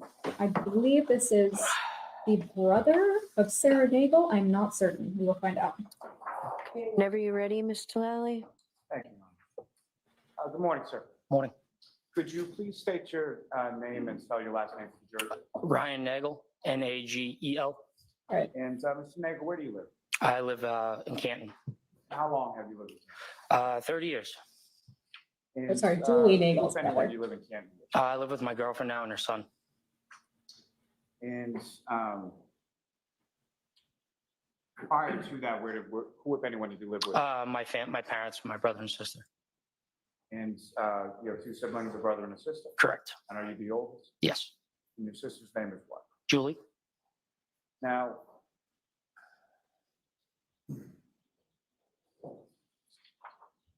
and do you work, sir? Yes, I do. What do you do for? I'm a union tin knocker, which is HVAC. And how long have you been doing it? About 12 years. Now, sir, if I could. Me too, turn Michelle. Your attention to January 28th. I'm sure he'll tell us all about it. 2020. Recall that? I do. Do you recall what days of the week they were? I believe it was a weekend. And at some point, do you recall going out on that evening? Yes, I do. And where did you go and who, if anyone, did you go out? I went to CF McCarthy's to begin the night with two of my friends, well, now my ex-girlfriend and my friend Rick, to meet up with my sister. And so your girlfriend at the time, and what was her? Heather Maxon. And your friend Ricky, what's his last name? D'Antano. And you and your girlfriend at the time, Miss Maxon, how long had the two of you been dating together? Probably about a year, year and a half. And your friend Ricky, how long had the two of you? Oh, probably since 6th grade, so pretty long time. And you went to CF McCarthy's, is that a establishment you're familiar with? Yes, sir. It's in the center of town. I've been there plenty of times before. Yes, sir. And did you go just sort of the three of you, or did you meet someone else there? Met my sister there. And where within the bar did you go? I believe at a table. To my acknowledgement, what I remember, yeah. Do you recall sort of what side of the bar you were? I was on the, Smart guy. believe I was on the left side, near the bathrooms. So if you're walking in on the left side towards the back. Correct. And do you recall about what time it was that you got there? Jeez, I don't know, probably, I don't even really remember, 7, 8 maybe? And do you recall how it was that you got there? Like what mode of transport did you take? Oh, Ricky drove. And Ricky drove his own vehicle, is that correct? Correct, sir. What kind of vehicle did Ricky have? I believe it was a 2018 F-150 pickup truck. Recall the color or anything like that? Gray, dark gray. And he picked you up, is that correct? Correct, sir. And was Miss Maxon with you when he picked you up? Yes. Now, as far as CF McCarthy's was concerned, you're at a bar, you were drinking, is that correct? Correct, sir. Recall what you were drinking? Probably beer. It's usually what I drink. Do you have a particular brand or anything? Coors Light. And as far as your girlfriend at the time, Miss Maxon, do you recall what, if anything, she was drinking? I would probably say beer as well. I'm probably either Bud Light or Mick Ultra. And your friend Ricky, was he drinking as well? Yeah, he had a few. And if you know about how long were you at CF McCarthy? Probably a few hours, probably 2, maybe 3 hours. Now, following that, where did you go? From there, we went to, so a friend of mine shot me a text and we went to the Hillside, which is on the other side of town. And you familiar with that establishment as well? Yes, sir. And when you say it's on the other side of town, about how long is the drive sort of between CF McCarthy's and Hillside? Probably 10 minutes. And when you arrived there, how many friends were? Interesting theory. It sounds more cowbell. I agree. It was just one other gentleman. And fair to say when you get there, you have some more drinks? Yes, sir. Same thing? Yep. And if you know, in total, sort of over the course of the evening, as you're going from one place to the other, how many beers? Oh, probably between, I don't know, 5 to 8 maybe, give or take. I'm not sure. And is that a large amount or a normal amount? How would you? I guess for the weekend, it'd probably be like a normal, maybe, I guess. And you weren't driving that night? No, sir. No, I was not. And about how long was it that you were at the Hillside? I would say I was probably there hour-ish, give or take. And do you know about what time you left? Probably around midnight. And when you left from there, where was it that you went? I went to pick up my sister Julie because she shot me a text asking for a ride. And so you were at the Hillside when you received the text from your sister, correct? Correct, sir. And did she, what if anything did she indicate as far as where she was or where you were going to pick her? She said she was at her friend Brian's house. And is that friend Brian, is that someone that you're familiar with? Yes, sir. Who do you know that person? Just my sister's best friend since they were kids. And I'm sorry, do you know what his last name is? Oh, Albert. And his house, had you been there before? I've driven by it a few times, yes. That's somewhere you would pick your sister up from on Pirate? Yes, sir. And again, as far as when you leave from the hillside and you're going to this address, did you know what the address was, or did you have to ask your sister for it? Or No, I already knew where the house was. did you know specifically what the address was? or just the Fairview general Road. word? I didn't know the address. I knew the street name, but I didn't know the number. What did you know the street name? Fairview. And as you're, so you exit the hillside, get in the truck, and who's in the truck at this point? Ricky is driving. I'm in the passenger seat, and Heather is in the back seat. And the back seat, as far as Ricky's truck is concerned, can you describe sort of what that is? It was like a jump seat. It's a crew cab. I So it's got, don't know like, why suicide anybody doors cares in the about back. this. What I want to hear about is And by why suicide you door, went to you mean pick they her sort of up. Open up in like sort of a triangle? And- there? Yes, sir. She didn't go with him because she Now- ended up staying at the party for another About how hour, long hour and was a it half. after you received the text from 2 your hours? sister to the time that you sort of jump in the truck and start to go over their Probably 40 minutes or so. We kind of took our time. She said she didn't like, she wasn't saying come now. She just said, when you get a second, you come pick me up and bring me home. And if you know about how long a drive is it from the hillside to the 5 minutes, 7 minutes, maybe. And as you're driving along, as far as the address is concerned, is that something that you gave to Ricky as far as the GPS, or were you giving him sort of verbal directions? Verbal directions. And do you recall what you sort of said as far as where to go? Yes, sir. And what was that, sir? Like the direction we went, you mean, like the I street? think we can move beyond that, Mr. Lilly. What I'm trying to ask, sir, is as you're approaching Fairview, do you recall which side of Fairview or how you approached Fairview? I was coming down Cedar Crest, so Fairview would be on my left. And as you're coming down Cedar Crest with Fairview on your left, what, if anything else, did you observe sort of in front of the truck? I noticed a car coming up the hill towards us. And can you describe the other car that you saw coming up? It was a black SUV. And was that a black SUV that you were familiar with or anything like that? No. I didn't get the end of the question, please. Sorry. Sir, if you could just, and I know it's difficult, but if you could just wait till I finish. Was it a Yep, Ford sorry, sir. Edge, perhaps? So I'm sorry. So as you were coming up, you see this black SUV. Did you recognize it as something you had seen before? No, sir. And when so you're approaching at the same time, is that correct? Yeah, just about, yes. And with regard to Fairview being on the left, what, if anything, had Ricky done with respect to the vehicle to signal the left? He put his left blinker on. And that other vehicle that was coming in the opposite direction, what, if anything, did you observe as far as their direction? They had their right directional on.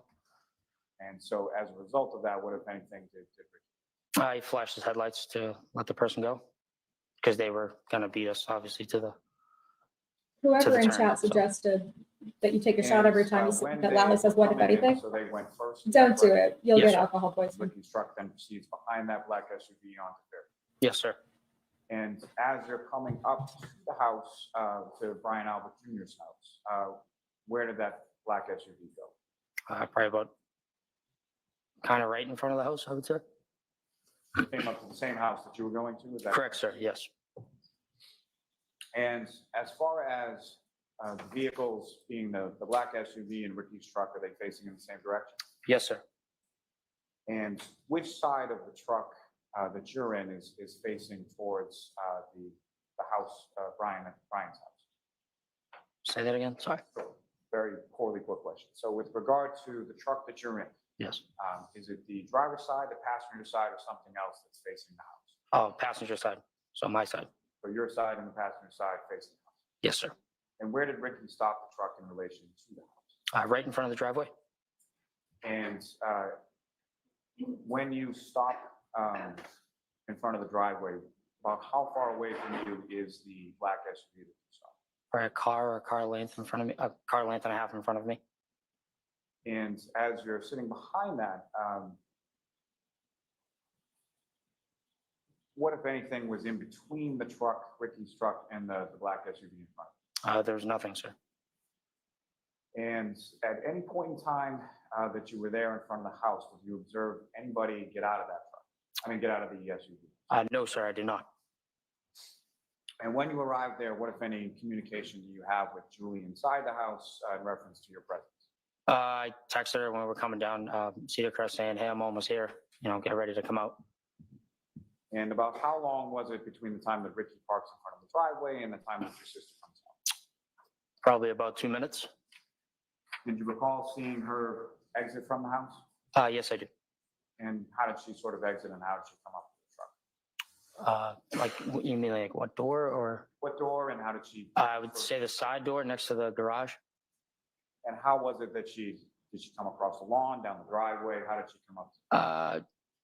Guess she crossed through the lawn a little bit, but obviously walked down the driveway because we were at the end of it.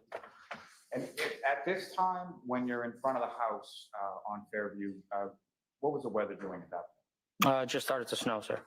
Oh, it was snowing, And as you far don't as the say. situation on the road or the grass? or We haven't anything, established that it was anything like snowing, you that? guys. Very little. Very Wasn't- important. Wasn't too much on the ground yet. And as far as when your sister was walking down from the house to the truck, did you see anything as far as like footprints in the snow or anything like that? No, I was not really looking for that. So not So- anything you know. This No. is not consistent sir. with her testimony. She said she So came out the comes front to door. The truck, how was it that you spoke to her? Did you roll down the window? Open the So who's door? lying? I opened the door just because I assumed she was going to jump in the back seat. And she goes, oh, would you guys like to come inside? I looked over at Ricky and he goes, maybe we should call it a night. Obviously we were out for a long time. So she goes, oh, I'm gonna stay a little longer. And so she shut the door and I watched her go in the house and that was it. Wow, that's so believable. And I believe time him, from you the guys, time that, totally. Your sister came out and the time that she went back in the house, how long a period of time was it? Maybe 30, 45 seconds tops. A relatively short amount of time. Yeah, it was kind of like an in and out thing. Now, as far as the black SUV in front of you, what, if anything, did you observe about movement of that vehicle at any point? I noticed that the brake lights, the only reason I noticed is because the brake lights were on and it moved, let's say moved up maybe another car length in front of us from where it was. And when was that in relation to when you were parked out there waiting for Julie, talking to Julie? When did that? Probably simultaneously when she came out the door. So moved up a little bit further, about a car and a half, Further away from us. facing the same direction? Yes, sir. And was that the only time that you observed the vehicle move up, or did it move up? No, that was the only time I saw her move. And when you say the No, brake she lights, didn't. what part of the brake lights were you looking? The only reason I noticed that it was the brake lights and not the regular parking lights because the third light above was on. And so above, sort of in the center of the back of the vehicle? Correct, sir. Yes. Now, as far as any of the other lights or any other part of the vehicle, what, if any, damage did you observe on the vehicle at that? I did not observe. It was dark out. And as far as when the vehicle moved up from one position to the next position, what, if anything, did you observe in the roadway as far as tire marks in the snow or anything like that? I didn't really observe any other tracks in the snow besides the car in front of us. So you did observe tire marks from the car in front of you, Yes. but no other tire marks that you saw? No, sir.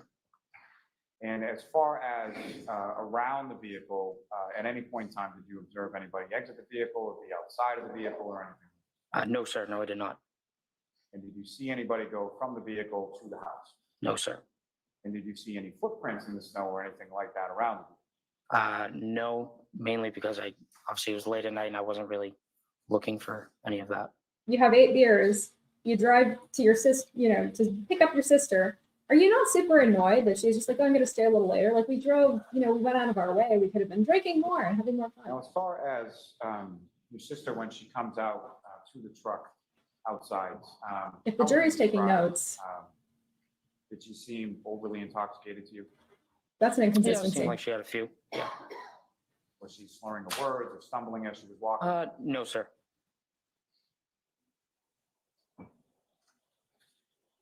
Let me ask, from the time that you came down from Cedar Crest, is that right? Correct, sir. Yes. So from the time that you came down from Cedar Crest, the black SUV is in front of your vehicle sort of the entire time, correct? From like the point I turned onto Seacrest, you mean? Yes. No, the only time I saw the vehicle was when we probably got up 100 feet from Fairview. And I'm sorry, it's a. Psychology of What nine, Larry is I'm in court asking is, right now. That's after you why turn from I'm Cedar taking Crest over this on channel. Meander, that vehicle is in front of you the entire time. Oh, yes, sir. Yes, yes. And so you watch your sister Julie go back up to the house, is that correct? Yes, sir, I did. So to make sure she got inside okay? Yes, And did you observe her go inside the house? I did. Yes. It's getting thirsty. And after she gets inside the house, what if anything? Maybe a Ricky little do? nervous. He pulled out to go around the SUV in front of us and then to go home. And as far as pulling out, as far as sort of the distance between the truck that you're in and the SUV that's in front of you, did Ricky put it in reverse and then have to like maneuver around, or could he just sort of pull away from the curb? He just pulled away. And as he's going by the dark SUV, what, if anything, did you observe with reference? I observed that there was a person inside the car with the interior light on. And that would be sort of a dome light, is that right? Correct, sir. Yes. Can you see where the dome light was, as far as in the left, right, or center of the vehicle? I was in the center. And can you describe the person that you saw? Where were they? First of all, where were they in the car? They were in the driver's seat. And can you describe what the person looked like? It was a woman. And how do you know that it was a woman? Had long hair. And do you know what color the hair was? No, I didn't. Wasn't really paying attention to it. I was kind of just watching Julie go in as we were pulling away. So your direction was to the house as you were watching Julie go in and Ricky's pulling away sort of simultaneously? Yes, sir. So that's why you're looking over in that area of the house? Correct. And the woman that you see in the driver's seat of the vehicle, could you see her lips moving as if she was talking or anything like that? No, I didn't. Wasn't really paying attention to that. Yeah, he's squirming a little bit. And as far as what, if anything, did you observe her to be doing, or how was she speaking? It seemed like she was looking straight ahead with her hands at 10 and 2 on the steering wheel. Now, as far as the other, what, if anything else, did you see, or who, if anyone else, did you see within the interior of the vehicle at that point? I only saw one person at the time. Wasn't really looking. It just happened to be like at a glance as we drove by. And so your head's already turned in that He did direction, assume her gender. looking to see your sister get inside the house, correct? Correct, sir. Yes. And so as you're going by and you make these observations of this woman in the front seat of the vehicle, what, if any, movement did you do of your body or your head to look into? I just turned my head as we were driving by to watch Julie go in and Is anybody buying turn this? straight, look forward. Anybody? So it's not Bueller? as if you were peeking forward or Bueller? going back to get a better view inside the vehicle? No, sir.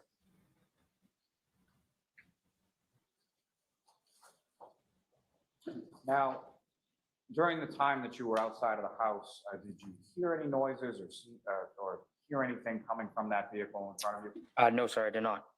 And as far as within your own vehicle, when Julie comes out, what, if anything, did you? Weren't they or playing Ricky really do loud in music? regard to sort of the Why didn't radio? you hear it? Turn the music down.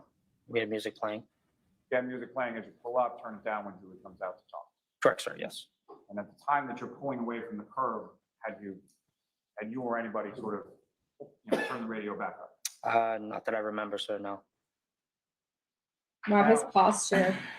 He looks, With reference to. he knows he screwed up Julie somewhere. He just comes doesn't know out where. And you open the doors so that you can talk to her, is that correct? Yes, sir. Yes. And did you open just the front passenger door or the back door? Or both? I opened my passenger door. That was it. And you were expecting her to essentially get in at that point, is that fair? Correct, sir. Yes, I He was. didn't see him in the car. He Now, didn't see when him you on the opened lawn. The door to the pickup truck, the passenger side door, what, if anything, happened with the dome light inside the truck? It went on. Tell us more about how Sarah left from the, oh wait, no, it's not Sarah. Julie, how Julie left from the garage door? Now, after you go past the dark SUV, where did you go from there? To my house, sir. And as far as your house, who, if anyone, gets dropped off there in the vision of yourself? Just Right, me and Sam the Heather. man? I get mad. Ricky then leaves from there, is that correct? Yes, sir. And from that road on Fairview to your house, about how long a ride is that? 5 minutes? Yeah, When you 10 and left, 2, Lori. the roadway on Fairview, the vehicle that you had seen after it initially pulls up an additional car and a half or so. When you left, was it in the same position after its movement that you observed? Yes.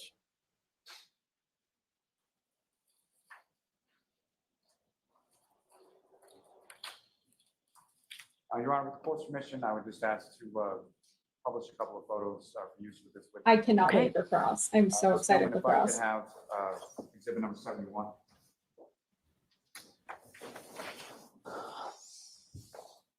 I'm sorry, Your Honor. May I approach the witness? just briefly? So, sir, right before you on the table, there is a laser pointer.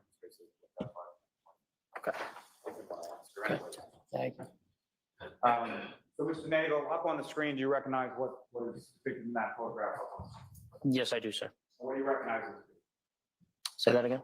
What do you recognize it to be? That it's the Albert's house? And is that a fair and accurate portrayal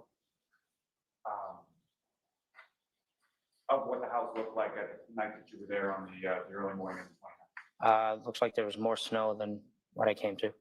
More snow in this photograph than when you, correct? Yes, sir. Now, with reference to Ricky and the truck, if you could, using that laser pointer, you see that area of the street in front of the house where Ricky parked the truck? I do, sir.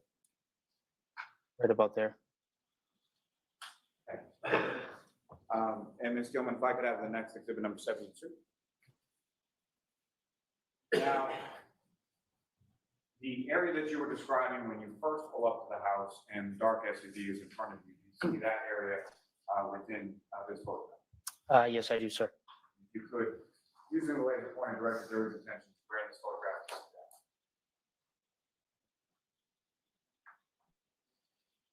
And Ms. Gilman, if I could have the next photograph, next exhibit, excuse me, number 73. Again, what's up on the screen, do you recognize what's in that photograph? Yes, I do, sir. And within this photograph, you see that sort of secondary position where the vehicle moves up and where you see it in that secondary. Yes. And again, if you could, using the laser pointer, direct the jury's Huntsmore attention Cowbell to where says he's actually very credible to me, and he is the one giving the defense the best case. See, you say that, and that's what they said about Gage Grosskreutz before he was cross-examined in the Kyle Rittenhouse case. in the area where that. They always crumble on cross. Secondary position. I know there's a flagpole there, and there, I believe it's an electrical box along with bushes. And it's the flagpole. you observe that- Teresa says, I find it hard to believe Yes, sir. Julie and Ryan. Julie said she had seen the car arrive where her brother was not sitting and then seen it move 3 times before going outside forward while she was walking back. There are some significant inconsistencies between their testimonies. And I don't believe his story for 1 minute. She texted him to pick her up, and somebody, I believe it was one of the Alberts, asked for a screenshot of those text messages. I'd like to know why. All right, it's happening.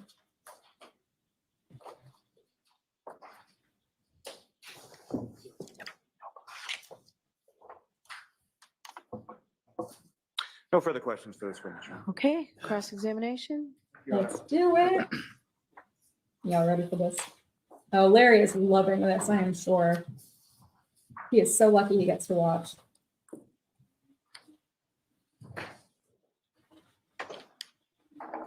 Good morning, Mr. Nagel. Good morning. A couple of questions for you. Since January 29th, have you been contacted by anybody from either the Albert family or the McCabe family about the circumstances of January 29th, 2022? No, I have not, sir. Have you been contacted by any other person other than the Albert family or the McCabe family since January 29th, 2022 about your testimony or your statements? About my statements, no, but I mean, me and Ricky are best friends, and obviously it's things that we brought up in Fair the enough. past. Yes. I didn't mean to speak over you. So you and Ricky, and how do I pronounce his last name? Dantano? Dantano. You and Mr. Dantano have obviously discussed the circumstances of that night Yes, sir. and what happened. Yes. Did that change your testimony in any way? No, sir. No, it did not. You were interviewed by a Massachusetts state trooper on or about February 7th, 2022, correct? Sounds about right, yes. Do you remember which state trooper that was? Not off the top of my head, no. Maybe Michael Proctor sound right? No, sir, I don't think Can everybody so. see Larry You don't behind, believe it was Michael behind Proctor? Alan? I'm not 100% sure. No, I'm not sure. There Do he you remember is. the state trooper that did interview you had a partner named Yuri Butnik? Yes, that sounds familiar, yes. During that interview, you told and I'm just going to call him the trooper, since you don't remember his name, the trooper and Yuri Butnik, that there were two other people in the car when you approached 34th Area. Say that again? You told those two troopers that there were two other people in the car with you, Ricky D'Antonio. Yes, in my vehicle. Yes, sir. So they were well aware of the identity of Ricky D'Antonio and Heather D'Antano. Maxon. D'Antano, And Heather Maxon at the time, correct. as early as February 7th, 2022. Yes. I want to talk for a second about your approach to Fairview Road. You were coming along Cedar Crest, correct? Correct. You would have been going west-ish. I know it's a curved road, but sort of west. If Fairview goes north and south, Yeah, okay, yes. you would have been going west and then turning south onto Fairview, correct? Correct, yes. You indicated that the SUV, the dark SUV, beat your car to the intersection. Is that right? Correct, sir. And because the car was ahead of you, Ricky flashed his lights as a courtesy to say, you got the turn. Correct, sir. Because both of you were approaching the intersection, but the SUV was closer. Correct, sir. You pulled up to Fairview and stopped relatively close to the driveway, as you've indicated to the jury, correct? Correct, sir. And your car was as much as 3 car lengths behind that SUV. Do you recall that? When we arrived, Yes. I would say car length and a half at the time. Okay. Do you recall being interviewed on or about May 11th, 2023 by individuals not associated with the Commonwealth? A gentleman came to my door, but I did not speak to him. Would it refresh your recollection? Do you remember talking in May of 2023 with anybody about this case? I don't know, 2023 may have been the feds. Okay, let's. I'm trying to. Just listen to my question. No, I understand. Were you talked to by anybody? Don't say who. Just tell me if you were talking, yes or no. Yes, I believe so. Okay. Do you think it would refresh your recollection as to when that interview took place if you saw a report? Yes, sure. Okay, may I approach you? Yes. There's a date right up top and then a highlighted portion at the bottom. If you wouldn't mind taking a glance at that and then look up to me when you're finished reviewing that.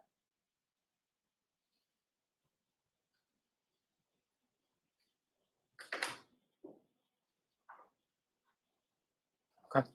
May I approach? Yes. Thank you. Can you show Mr. Early what you showed the witness? No. Does this refresh your recollection, sir, that you indicated in that interview? Just 2 parts. Does it refresh your recollection? Understood. Does that refresh your recollection about what you may have said? Yes. So there was an interview in May of 2023, Yes. and you did indicate some distance that you were behind the SUV in that interview. Yes. Well, at the beginning, it was only a car length and a half, and then probably at the end, by the time we left, it was about 3 car lengths. Okay, fair enough. So at the end, it was as much as 20 to 50 feet ahead of you. Give or take, yes. Okay, so 50 feet, obviously further than the length of this courtroom. Correct. All right. So at a time when you were in the truck, still stationary, that SUV had pulled ahead of you at least 3 car lengths, correct? By the end, yes. Okay.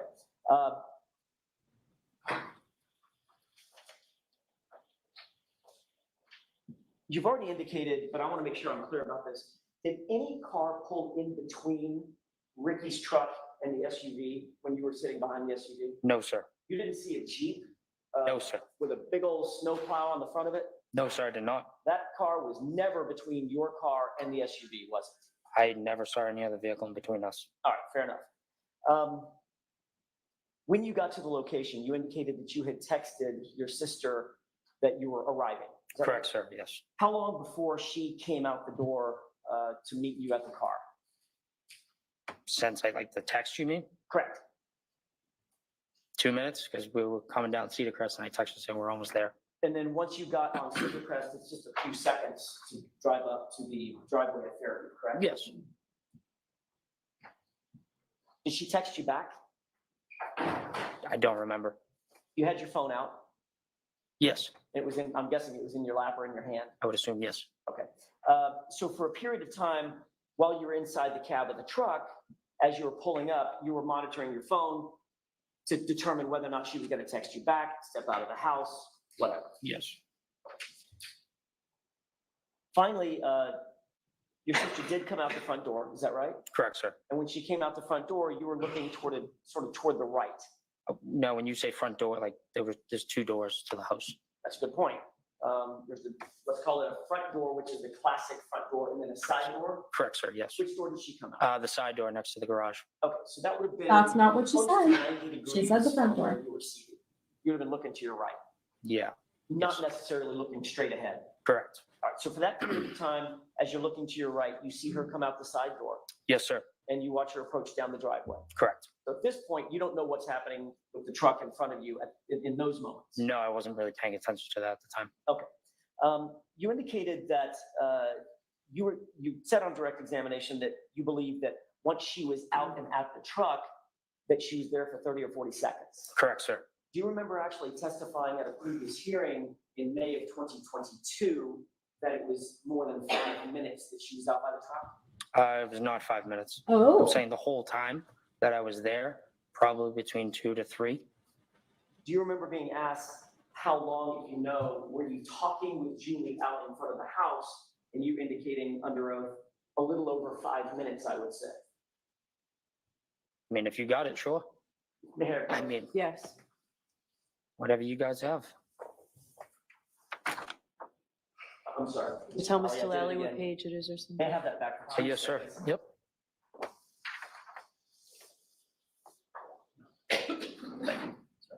Thank you. Just One take of a them look is at that lying. highlighted portion and look up. maybe both. Now, he could say he was intoxicated, he doesn't remember, he had 8 beers. But there are inconsistent Yes. statements. He claims to remember very clearly the time Michael, frame. does that refresh your recollection? Seemed that, yes. Okay, and is it, in fact, was it your testimony that back in May of 2022, much closer to the event in question, that you indicated under oath that y'all were actually talking for closer to 5 minutes? The whole thing, probably, yeah. You indicated that you opened up the truck door, is that right? I opened up my passenger door, correct? So that does that, in a F-150, does that automatically open up the suicide door as well? No, it does not. There's a handle Okay, on so, the inside of the door to open. so it was just the passenger door that was open? Correct, sir. And your sister Julie would have been standing in the crook of that door, correct? Yes, So the door would sort of obstruct something to her right or toward the front of the truck. correct. That would be the door. Right.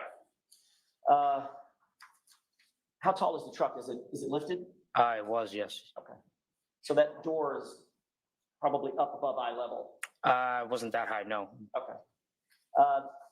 You indicated that while she was out there, you turned the music down so you could have a conversation with her. Correct. You talked about whether or not she wanted to come in the truck and leave, correct? Say it again. You talked about whether or not she wanted to get in the truck and leave. I asked if she was coming, yes. You also talked about whether or not you would come in the house and stay. She asked that, yes. Okay, so there was a conversation back and forth about either you staying at 34 Fairview or her leaving 34 Fairview and getting in the car. Correct, sir. There was also a conversation about whether or not you guys needed to give her a ride then, or if she could get a ride on her own after you guys left, if she wanted to stay. Correct, sir, yes. And part of that conversation included even talking about whether or not maybe her mom, your mom, would come get her after you guys left. I would assume, maybe, 2 years ago. Right, understood. But it's safe to say that there was a dialogue back and forth, during which time you're engaged with your sister to your right, she's engaged with you, looking straight ahead in the crook of the door when it's freezing cold out. Correct. And during this time, your attention is focused on your sister, obviously. Yes. At some point, she did decide to stay. Yep. And at that point, she then left the crook of the door. You would shut the door. I'm guessing you shut the door. Yes, sir. And then Ricky figured out, okay, we're gonna get out of here, and she's not coming with us. Correct. Did y'all wait long enough to see her go inside the house? Just gradually pulling away and watched her walk in the house. Okay, and that answers my next question. When you pulled away, you didn't speed away, correct? Correct, sir. Gradually, slowly pulled away and out and around the SUV that was in front of you. Correct, sir. Yes. So y'all made up the distance at that point, after you had this maybe 5-minute conversation with your sister. You made up the distance and got up to the SUV that was in front. Yes. All her taillights, all the taillights were intact. To my acknowledgement, yes. I mean, as you sit here. I mean, may I? Of course. I mean, I'm not there to, All the taillights were look at a car and be intact. like, oh, is there any damage on a vehicle? It's 12:30 at night. Hmm. Obviously, I had a few drinks. I'm out looking for that. I just noticed that the brake lights were on. So, Right. But the point is, as you sat there and you testified about this before, you noticed no damage on any of the taillights. not to my acknowledgement, no. Okay, there's 3 taillights, one to the left, one to the right, and one center top. Correct, sir. You didn't notice or note anything out of the ordinary with regard to the rear of that truck. No, After I the guess car I was had dark pulled out. away from the house. At any point, did you see that SUV in front of you drive up 50 or 60 feet, slam into reverse, and then drive backward? No. At any point, did you see that SUV reverse and hit a pedestrian? Objection. Sir. I'll allow that. You didn't see that, right? No. He didn't see that. At no point did you see a person laying on the lawn, No, but I also wasn't looking. but you didn't see it. No. And you did see the truck in front of you. The SUV, yes. Sorry, the SUV in front of you. Correct. All right. You didn't see a person standing or lying on the ground anywhere around that SUV, did you? No. And it's not just that you didn't see that SUV hit a pedestrian. That did not happen while you were sitting there, did it? Objection. You can go ahead and answer that. No, I did not. After you drove away or drove up slowly in order to drive away, you were the passenger, or as you drove away, I should say, you were the passenger closest to the SUV as you would be passing it, correct? Correct, sir, yes. You looked out the right window of that F-150, correct? Correct. And you could actually see inside the SUV as it's sat there idling, correct? Correct. That's because the dome light was on. Isn't that right? Correct, sir. And you noticed that the dome light was on inside because you could clearly see what was happening inside the SUV at that time as you passed by. And I wasn't directly looking inside. I was making sure my sister got in the house okay. Right. But you did look inside that SUV As I passed by, yes. and you saw one person, That's all I saw at the time, yes. female with long hair. Is that right? Correct. He didn't You see a did not man. Anybody else inside that SUV? No, not to my Mhm. acknowledgement. Then John As must a have matter of fact, been you were asked in the that house. in prior testimony, and you indicated in response to that basic question, no, she was alone, correct? Correct, sir. Yes. He is more believable. Unfortunately, his sister you, testified Ira. something different. Okay. Just to be clear, sir, she was alone as far as you could see, correct? Correct, sir, yes. Nothing further, Your Honor. You are all set, Mr. Nagel. Thank you very much. That was very interesting.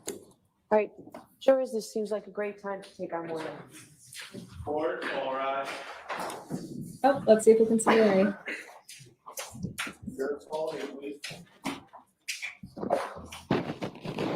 That was really remarkable.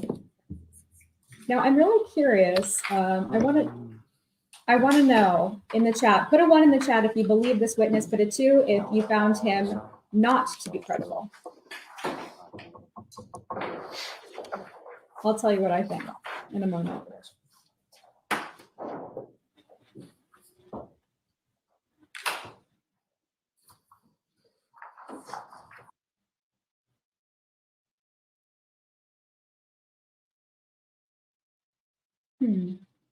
All right, I'm seeing a lot of 1s and a lot of 2s. People aren't really sure. Seeing like a 1.5, a 3. All right. we're going to pause this for now. So I believe that we are coming back on break here. Let me bring myself back up. And for those of you who are just joining us, I noticed in the chat, some people don't really know what the big deal is about this case. So Karen Reed has been accused of hitting her boyfriend, John O'Keefe, with her car and leaving him to die in the snow. Unfortunately, we have potential evidence of a cover-up. So far, the prosecution's witnesses have done nothing to strengthen their case. They have not talked very much about Karen. They have not talked very much about any evidence that she murdered him or committed any kind of manslaughter. Now, they had previously charged her, I believe, with negligent homicide, with manslaughter, and then they upgraded the charges. I believe they overcharged her. I do not see any evidence that Karen Reed has committed this crime. I think there is a huge cover-up that the Alberts and the McCabe's are at the center of. They have consistently deflected. There are inconsistencies in their statements. So we just saw cross-examination by Alan Jackson of witness Ryan Nagel. Now in the chat, you all are kind of mixed on whether you believe this witness or not. I found his sister to be much less credible and much less trustworthy.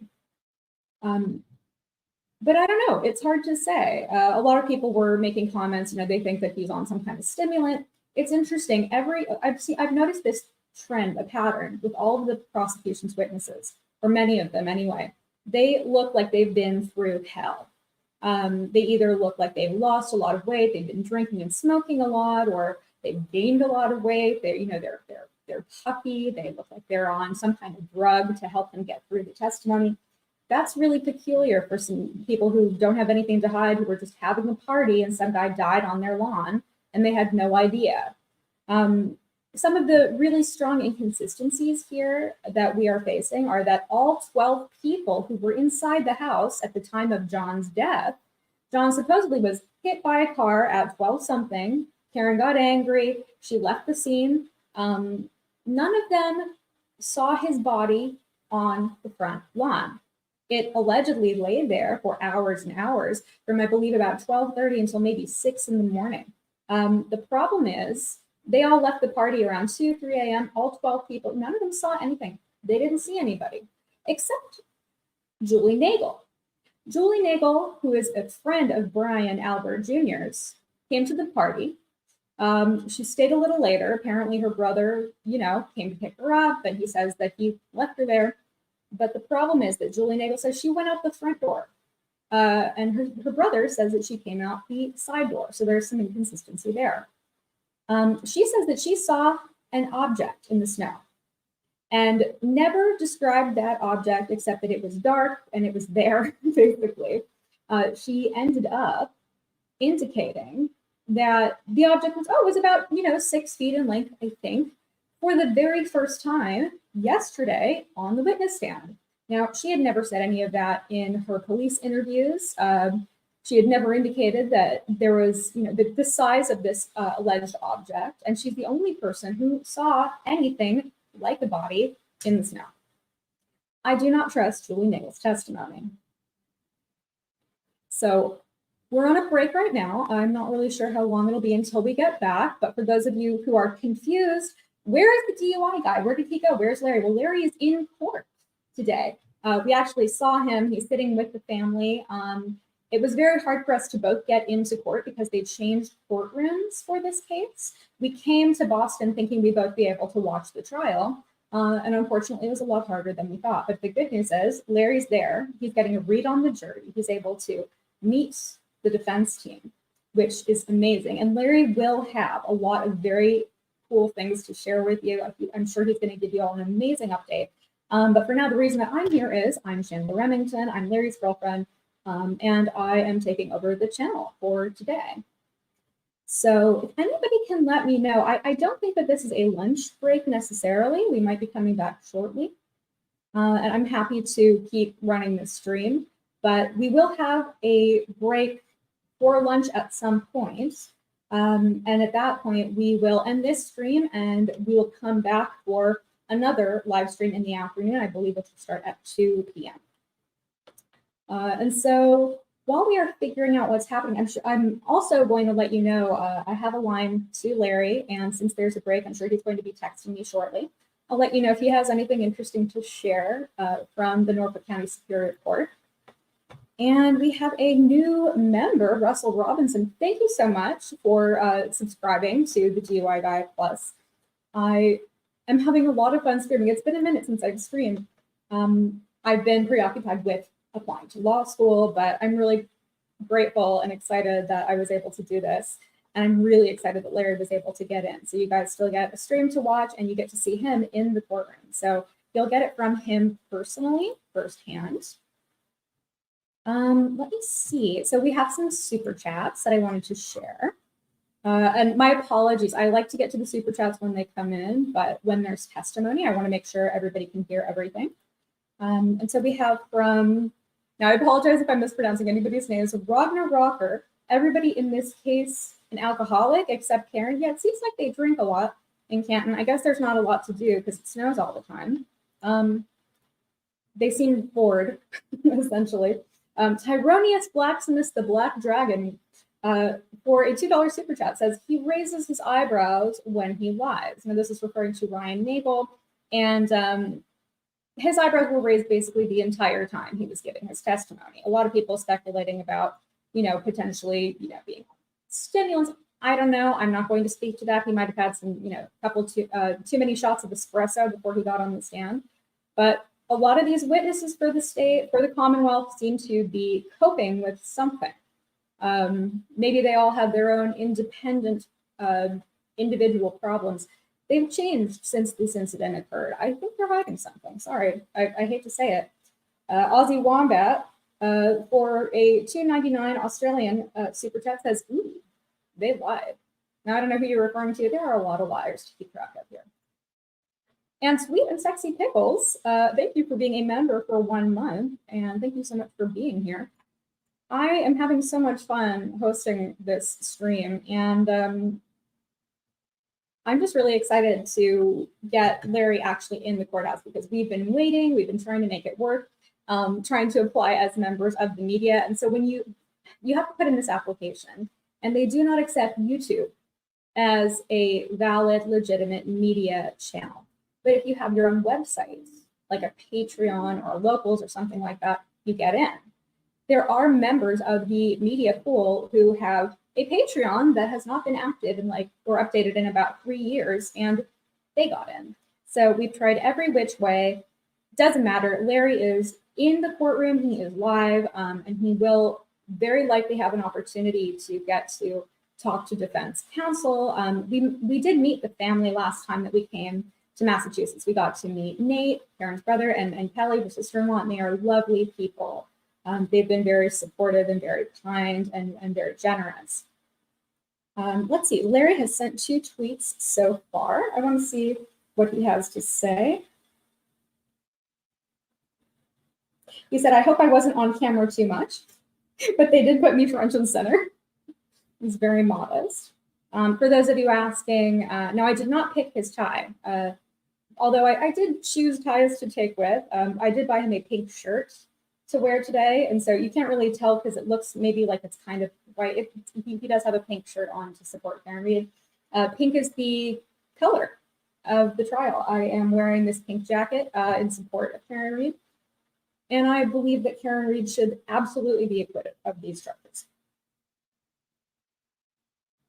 So just to confirm one of the more exciting updates that I got from Larry, David Yannetti said to me when he first laid eyes on me, is this the DUI guy? So David Yannetti knows Larry, and he's familiar with him. I am really excited. He said that he met the whole legal team, and they asked him questions. I'm really, really excited to hear about that. I'm going to text him and ask, is this lunch? And should I end the stream?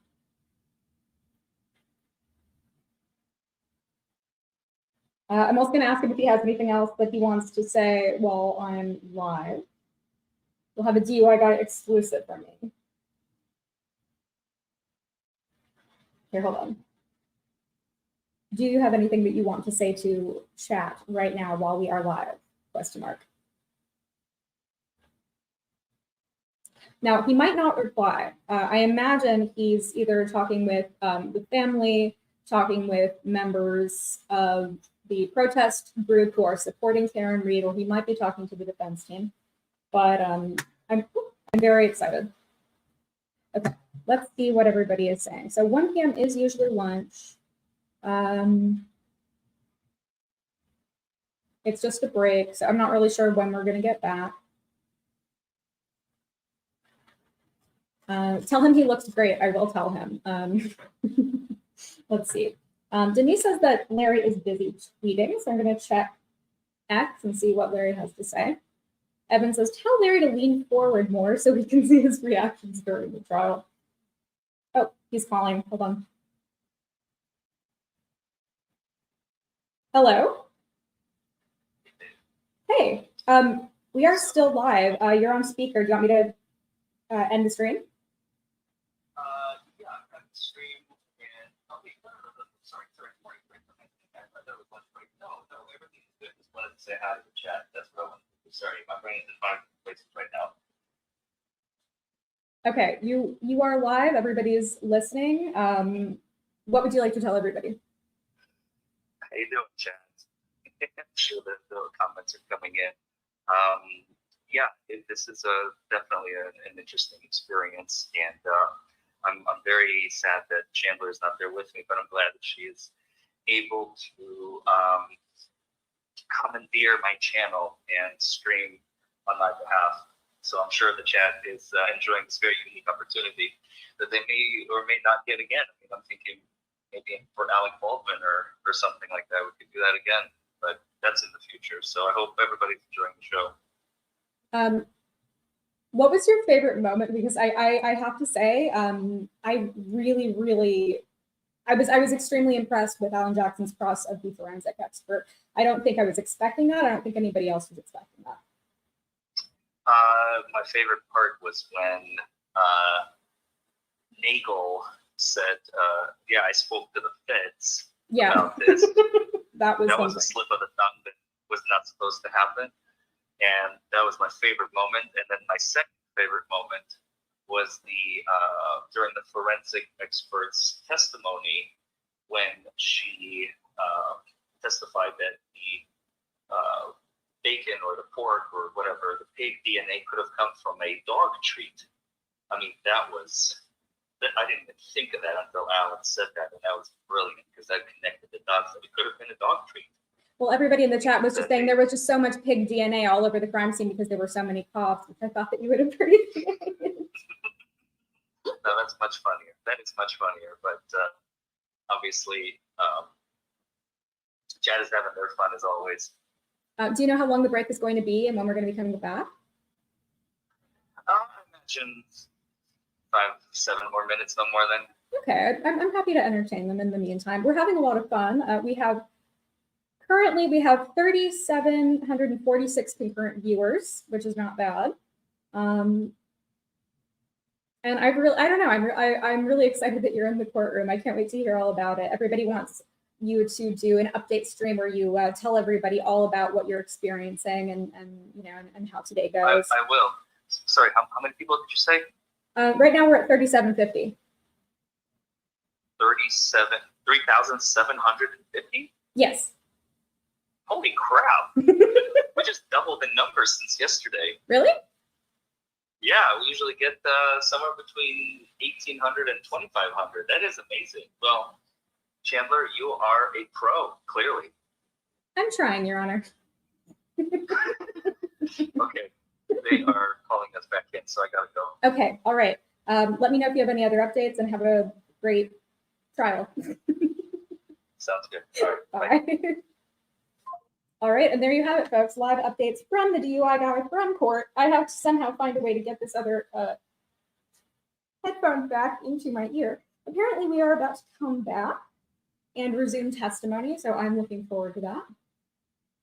And thank you, everybody, for bearing with me. I know this is a kind of a surprise. If you were not watching yesterday's stream and you weren't aware that Larry wasn't going to be doing the stream today, that I would. Thank you, everybody who is sticking around and joining. I've obviously hosted streams on my own channel before, but nothing with an audience of this magnitude. So I appreciate you trusting me to take over, and I'm grateful to Larry for trusting me as well. This is very exciting.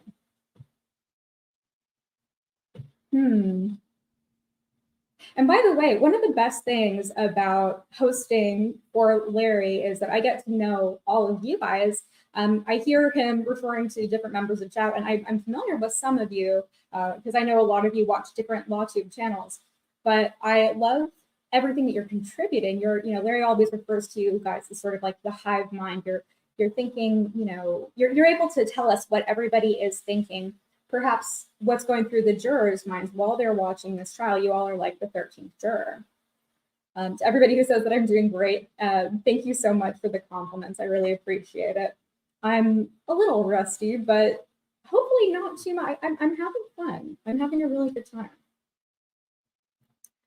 So referring to the testimony of Ryan Nagel. So Ryan Nagel, sister of Julie Nagel, testified that he came to the Allred house to pick up his sister, and people are saying that he is more believable than she is. There was some inconsistency in their two testimonies as to what door she came out of when he came to pick her up.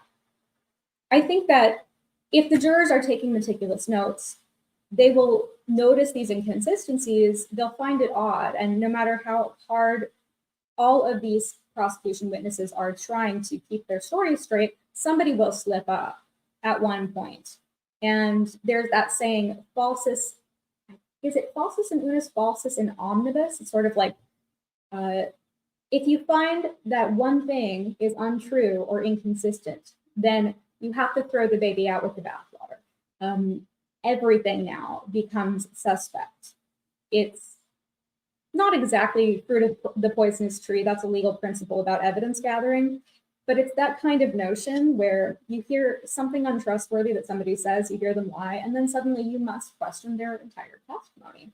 And so for anybody who's coming into this with no opinions, no idea what's going on, I'm really curious because so far what I've seen is that a lot of people do not trust the Commonwealth's witnesses.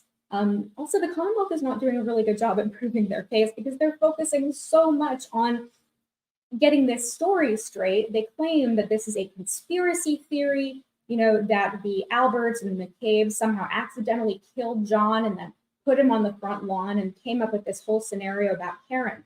Even if you don't believe that, why are they giving it so much credence by asking them all of these questions that are not pertinent to Karen did it, Karen hit him, Karen killed him? I'd really like to know because none of these witnesses are credible. Even the forensic expert, she was kind of backtracking a little bit, and she wasn't really able to give a straight yes answer on things that are really benign, like, are you trained to understand, this sort of thing or that sort of thing? And of course, as everybody knows, expert witnesses are paid a substantial amount of money to, to testify to a certain kind of narrative. But what she couldn't get around was that there was potential DNA evidence that there had been animal DNA on a shirt. I believe it was the shirt that John O'Keefe was wearing, but nobody ever clarified that. The problem also with these experts is that you go through, there's this guy at the lab and he's doing the swab and they send it to this guy, who's processing it. There are a lot of middlemen, and a lot of people in chat were asking about the chain of custody. Do we know where this shirt came from? Do we know who processed it? Can we clarify consistently, how it was processed and what was done? No, not really, unfortunately. But we do know that it was snowing. That seems to be the one thing that everybody can agree on, the one piece of that. But yes, it was snowing. There was a blizzard that night. There was snow. I think the snow is a really big part of this. It's very rare that you get something like, when the body was laid out, how much snow was there on him when we found him? That's an indicator of the passage of time. Rain wouldn't indicate that. This is a very unique case in that a lot of the facts just don't match up with the state's narrative. Now let's see here. Oh, somebody asked whether Larry has his feather tie. No, I packed about 6 ties. I packed a ton of cord up. It's like, basically 7 days worth of clothes to wear in court. And since I'm not getting into court, I'm wearing it here right now, today, live on this channel. Shout out to Banana Republic for making things in petite sizes.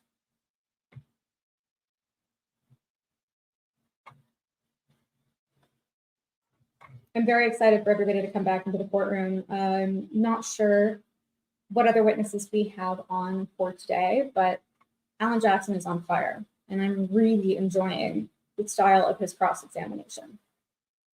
Every time I watch a skilled attorney do cross, like Barry Scheck, for example, I like to imagine what I would do if I were an attorney and if I were in that position to cross-examine somebody.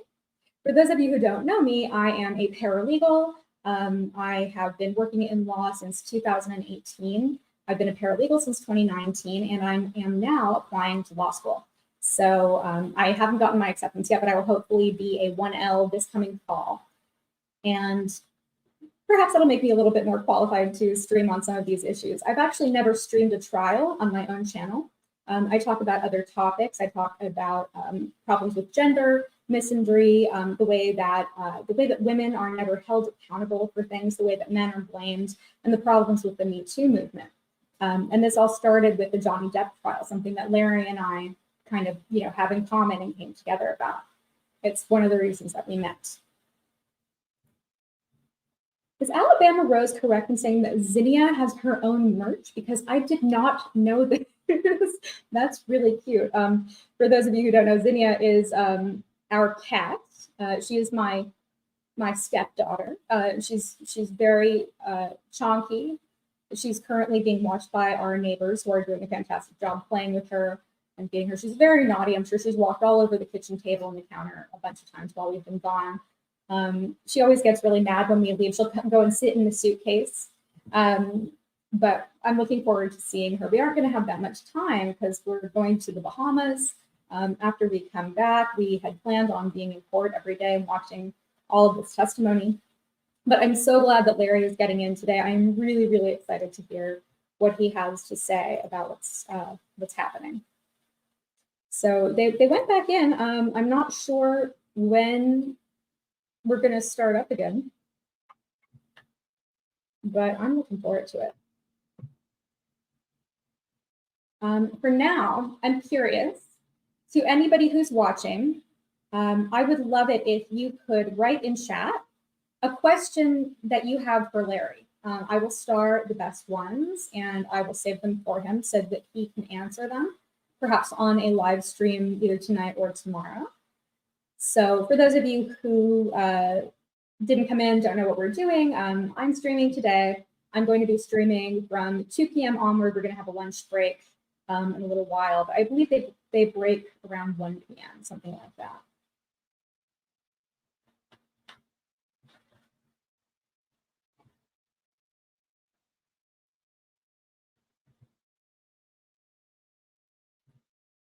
So I haven't been looking at Twitter, but according to Tracy, Larry has tweeted that the jurors have very thick notebooks and some have even started notebook number 2. He said they take a lot of notes. That's excellent to hear.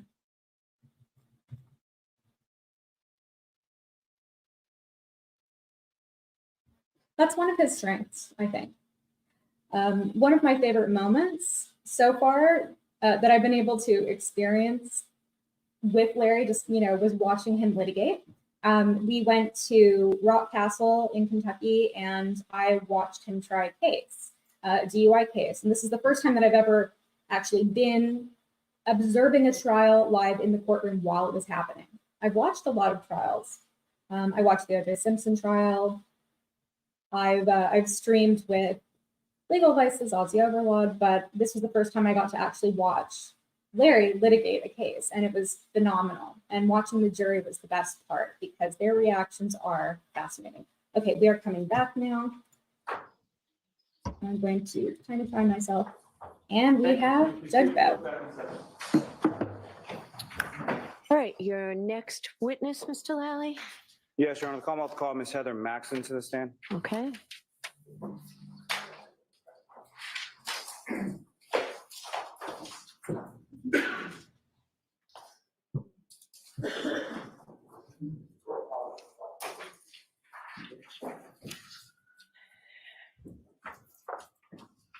Step right there, just watch your step forward. Remain standing and face the front. Raise your hand. Do you solemnly swear the evidence you give to the jury in the case now in the hearing should be the truth, the whole truth, and nothing but the truth, so help you God? I do. This is the girlfriend of Ryan. All right, whenever Nagel. you're ready, Mr. Lally. Thank you, Your Honor. Good morning, ma'am. Morning. Could you please state your name and spell your last name? Heather Maxon, Maxon. And where do you live now? Plainville, And how long have you lived there? my whole life. Do you work, ma'am? I do. What do you do for work? I'm a nanny, And how long have you been doing that? about 4 years. Ma'am, if I could direct your attention to Sorry, January ex-girlfriend. 28th into January 29th of 2022. Do you recall those dates? I do. And do you recall what days of the week? The weekend, Saturday, Friday, Saturday. And as far as the evening of the 28th, what, if any, plans or where were you on that evening? I was with my boyfriend at the time, Ryan, and we were out in Canton at local bars. And your boyfriend, Ryan, his last name is Nagel. Correct. And did he live in Canton at the time? Yes. And do you recall about what time it was that you left to go out to a bar that night? I don't remember. No, sometime in the afternoon. And who, if anyone, did you go with in addition to yourself and Mr. Our other friend, Ricky Nagel? So what's Ricky's last name? Dantano, And how do you know Ricky Danton? through Ryan. He's friends with your boyfriend at the time, right? Yeah. Yes, correct. And at that time, sort of end of January 2022, how long had you and Ryan been I'd say about a year. together? And did you know at that time sort of his parents, his siblings, things like that? I did, yes. And how many siblings did Ryan? 2, Brother and a sister? correct. And what's the sister's name? Julie, Is she older or younger than Ryan? younger. Now, at some point, you said in the afternoon or so, you go out to somewhere in Canton, correct? Correct. And do you recall where is it that you went? We were at CF McCarthy's. And how did you get to, well, prior to going to see if McCarthy's, where were you? At Ryan's in Canton. And do you recall how you got from Ryan's house to see if McCarthy's? I don't remember, no. What I'm asking is, do you recall, did you drive, did Ryan drive, and how did you? To CF McCarthy's? I drove. And do you recall, if you drove, do you recall where you parked? I don't. CF McCarthy's, is that somewhere that you have been to before? Yes. And do you recall, generally speaking, when you came into CF McCarthy's, where it was that the three of you went? Can you rephrase the question? Where within the establishment do you recall, were you seated at the bar, at a table? Or, The bar. And if you know about how long a period of time were you at CF McCarthy's? I don't recall. And was it just sort of the three of you that were there? Yes, And fair to say you went out to a bar and you were drinking? correct. And do you recall what you were drinking? I don't remember. It was probably a beer of some sort. And same for Ryan and same for Ricky. Do you recall what they were drinking? I don't recall, no. Typically, would they be drinking beer? Yeah, I'd say so, yes. So at some point, did you leave CF McCarthy's? Yes. And do you recall where you went following CF McCarthy's? Hillside Pub? And is that in Canton as well? Yes, And is that somewhere that you had been to before as well? yes. And do you recall how you got from CF McCarthy's to the Hillside? Ricky drove us. And drove you in what? His truck. And do you recall what kind of truck or how big the truck was or color or anything like that? I don't recall, no. Ford, I believe. And so Ricky's driving, where is it that you and Ryan are within sort of the cab area? Ryan was sitting in the passenger seat and I was in the back seat. In the back seat that you were seated in, can you describe that as far as what kind of back seat did the back of Ricky's truck have? I'm sorry, I can't hear you. Let me ask it a little bit better. The back of Ricky's truck where you were seated, is that sort of one long seat or is it cabin chairs or? One long seat. Now, you get to the hillside, you know about what time it was that you arrived at the hillside. I don't remember. And had, obviously the hillside is a bar as well, is that correct? Correct. Did you have more drinks there? Probably, yeah.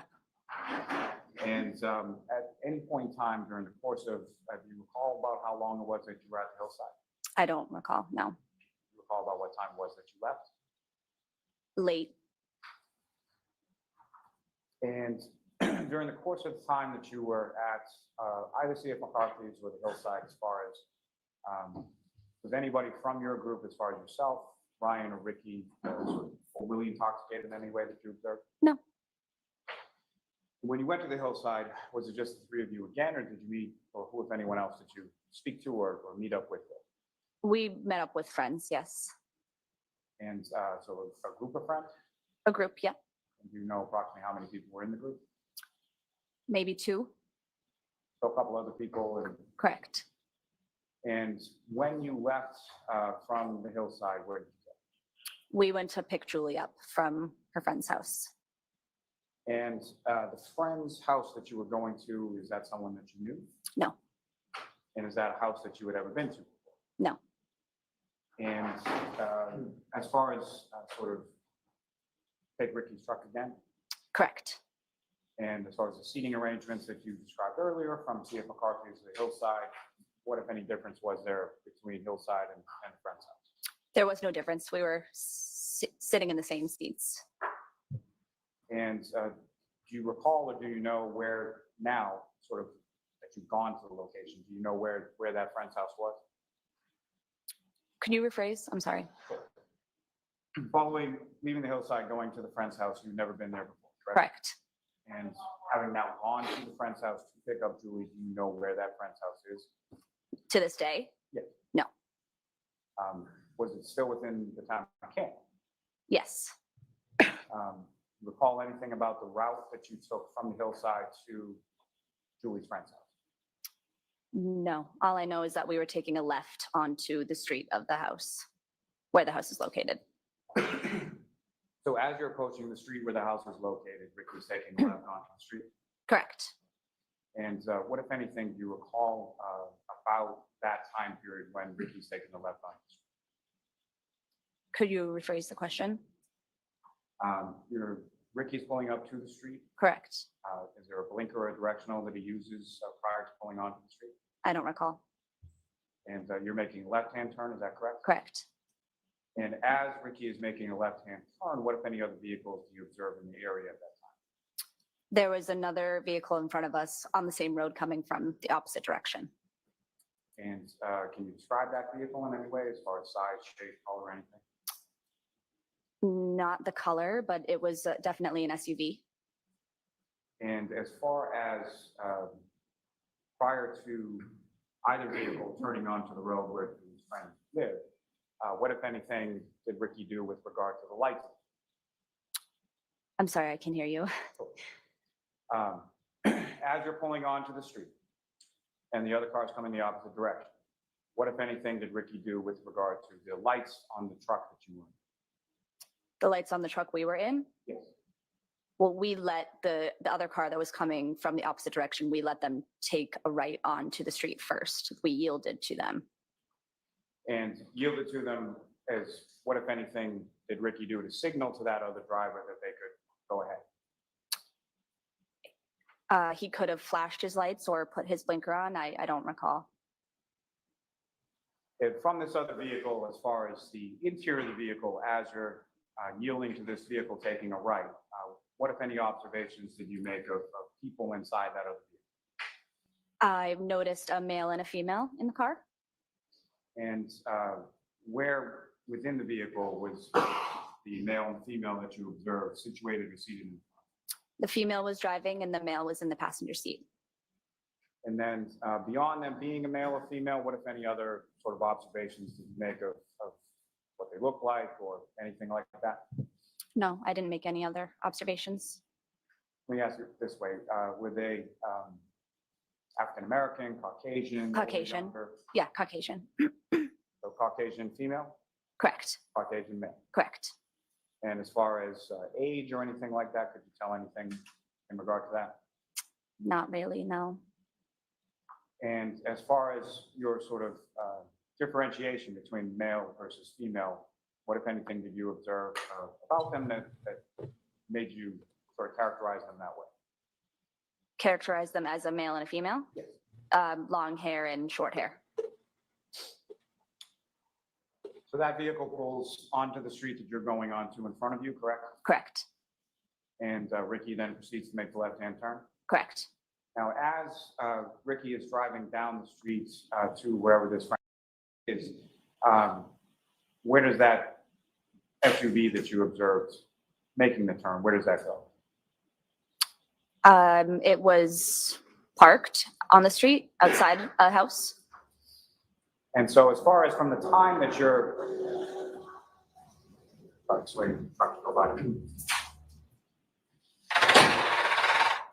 I adjusted the sound. I hope it helps a little bit. So with regard to from the time that Ricky yields to that car coming in the opposite direction and the time that you pull up to the house, was that SUV in front of Ricky's truck for the entire time? Yes, And where did that vehicle go with relation to the house that you eventually stopped? I'm not sure I understand the question. Did the SUV that was in front of you go to the same house? Yes, And when you get to the house, where was it that Ricky parked the truck in relation to the house? right outside the house, probably a little past the mailbox, past the driveway. And when you make that turn from whatever street that is onto the street where the friend's house is, about how long down the street did you go before Ricky pulled over in the area of that mailbox? I don't know. I'm not sure. And when Ricky comes to a stop in the area of that mailbox, or can you describe the distance sort of between where you are in Ricky's truck and where the vehicle is in front? We were parked right behind it, just a couple feet, maybe. And during the time that you were outside of that friend's house, did that car stay still or move or something? It just stayed still. So your memory is that the vehicle was essentially in the same place in front of you the entire time that you were there? Correct. And from that sort of vantage point from behind the vehicle, did you observe any sort of damage or anything to the rear of the vehicle as it was in front of you? I did not. And at any point in time, did you see anybody exit from that vehicle at any point? No. Did you see anybody exit from that vehicle and go toward the house? No. Now, as far as when you were pulling up to the house, what was the weather like at that point, if you recall? It was snowing out.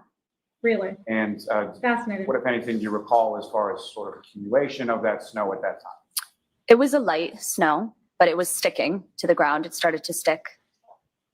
People are And as noticing far as when you're inconsistencies. pulling up behind that vehicle, as far as behind that vehicle, did you observe any sort of marks in the snow from that vehicle? No. So no tire tracks or anything that you saw? And how is Well, this, tire tracks on the road, obviously, but other than that, no. how is this supposed to So help? the tire prosecution? tracks on the road, in behind that vehicle, coming up to the point where it was parked. Correct. And around that vehicle, did you observe, you never observed anybody exit the vehicle, correct? Correct. You also didn't observe any sort of footprints or anything like that in the snow around them. Correct. Now, Did she testify following the that she time was that you driving? pull up in that area of the mailbox in front of the house, who, if anyone, came out of the house? Julie did. And where did she come when she came out of the house? She walked right over to Ricky's truck. And when she comes over to Ricky's truck, who, if anyone, did she speak with in the truck? What door did She was exit speaking from? to all three of us. And at some point, did she get in the truck and did she go home with you or no? No, Where did she go after she left? back inside the house. Did you see her sort of physically go back inside the house? I did. Is that something that your boyfriend at the time, Ryan, sort of specifically waited for her to get back in the house? Possibly. I'm not sure.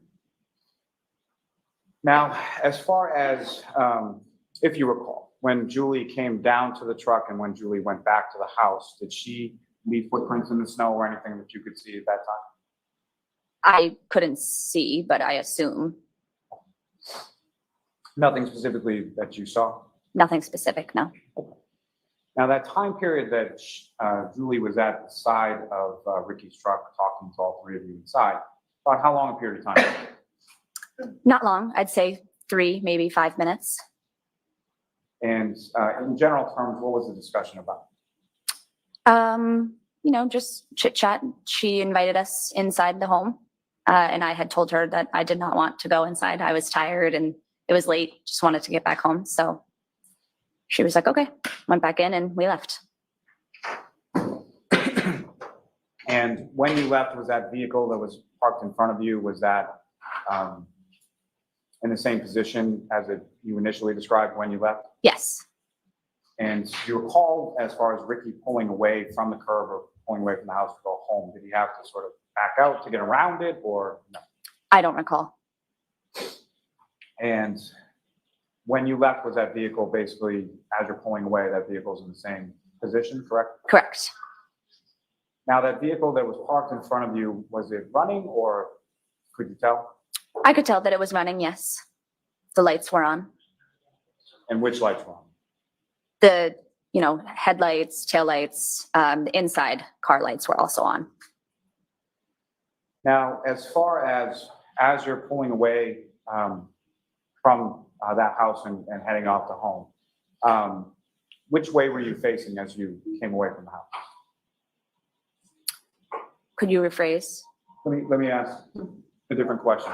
So when you pull up alongside of the house, which side of Ricky's truck is facing closer to the house? Is it the driver's side, the passenger side, or something? The passenger side.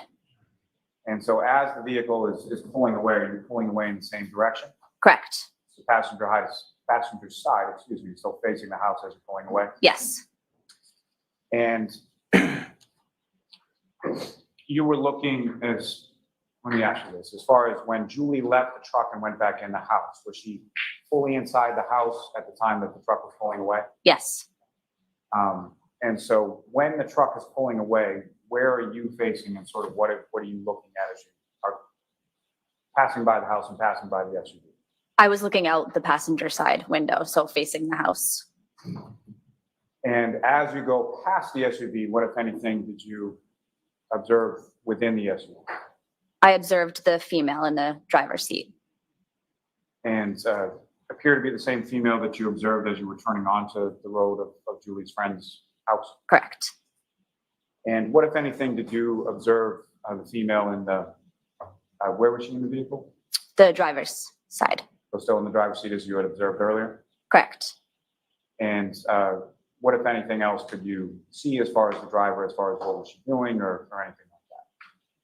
I didn't observe anything else. She was just sitting there.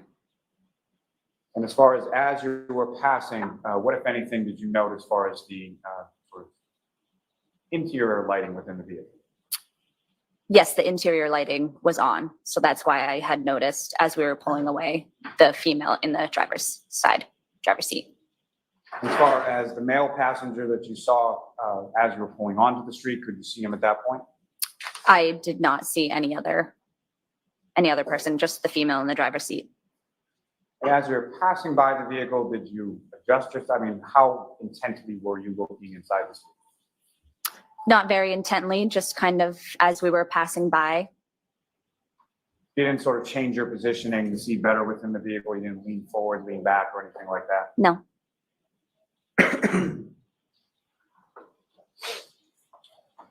And after you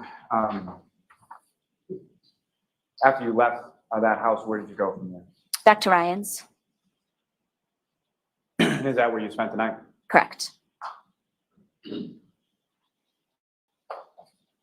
I may have a moment, John. Okay.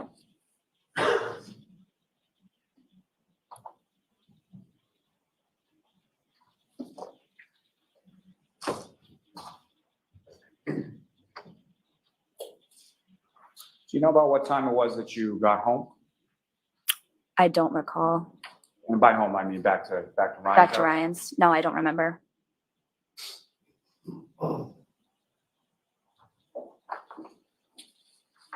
Just one moment, Charlie. Okay.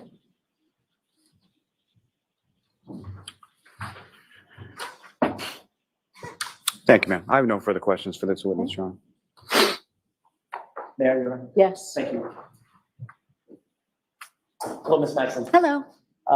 The first time you were ever interviewed about this case by law enforcement was September 1st, 2023. Is that right? Correct. So you were not interviewed at or around February 7th when Ryan was? No. February 7th, 2022. Right. All No. So it was a full 19 months after the events in question that you were first contacted by law enforcement. 19 Correct. months, And you gave your seriously? statement for the first time at that point. Correct. The truck that you were in, I can't remember, did you say the name of the truck? Was it a Ford F-150? Correct. Okay. That's a really That long was turning time. left onto Fairview from Cedar Crest. You recall that? Correct. Yes. Do you know the names of the streets, or you just, I don't know the names of the streets. No. Yeah, I'm not familiar with the town of Canton. so okay, that was my next question. If I showed you a map, for instance, that wouldn't really do any good because you don't know the street names. Yeah, no. Fair enough.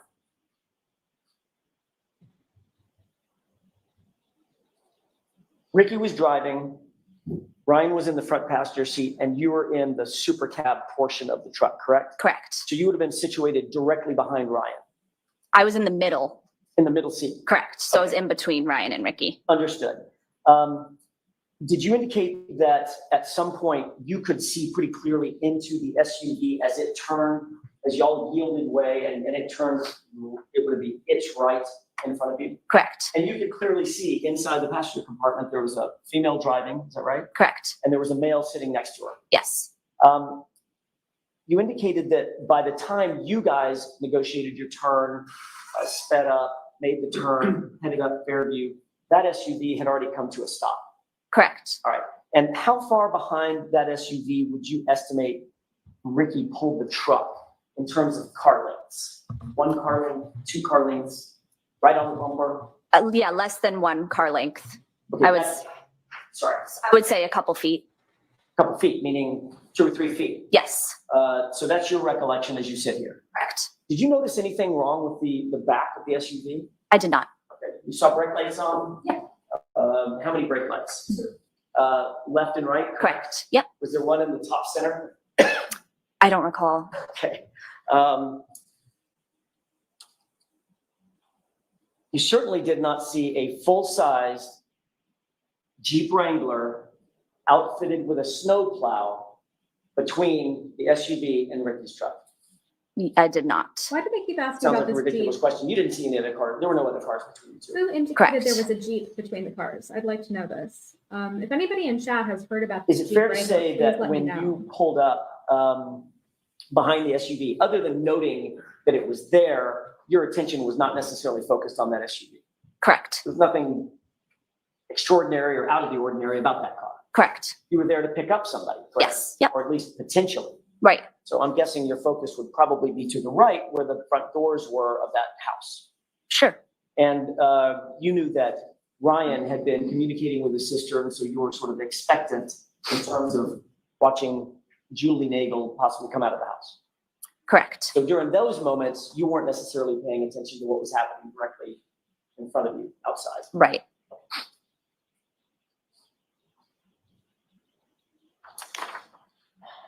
You indicated that you believe that the chit chat that happened with Julie Nagel up at the truck was about 5 minutes.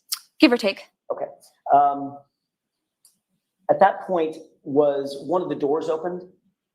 I don't believe so. I think we rolled our windows down Okay. Did to you also- communicate. Oh, I'm so sorry. We rolled our windows down to communicate with Julie. Okay, Thank so you, you Rob, don't and everybody recall in one of chat. the doors being opened and Julie standing in the crook of the door having this conversation with Ryan? I don't recall. Okay. Is that possible? Sure. Possible. Okay. Your memory is not necessarily focused on that, Right. but you do know that there was a communication. Yes, for sure. They were talking about whether or not you wanted to go inside the house. All 3 of us. Okay, you, Ricky, and Ryan, And yes. and y'all were talking about whether or not Julie was gonna come with y'all. right? Correct. And there was even a discussion about whether or not Julie's mom might pick her up. I don't recall. Okay. So the specifics of the conversation you don't necessarily recall, but you do know that y'all talked about 5 minutes. Give or take, yes. During the course of that 5-minute conversation, where was your focus? On Julie. Okay. Ultimately, the 3 of you did pull away from the driveway area where you were parked. Could you rephrase? Sure. Ultimately, y'all did move, the truck did move past the house and move past the SUV. Once we left, yes. As you drove by the SUV, you noticed that the dome light was on. Could you explain the dome, what that Dome light, means? the interior light. Yes. Dome. Yes. Yeah. So you could see it lit up the interior of the car. Correct. It was a late model SUV, probably a pretty bright light you could see inside the car. I could. You clearly could see, well, you could see a female. Correct. By the way, do you recognize the person to my left? I do, but only because of, That was a terrible question. Of course you did. Do you recognize her from that night? Is she the person that was in the driver's seat, or do you know? I don't know.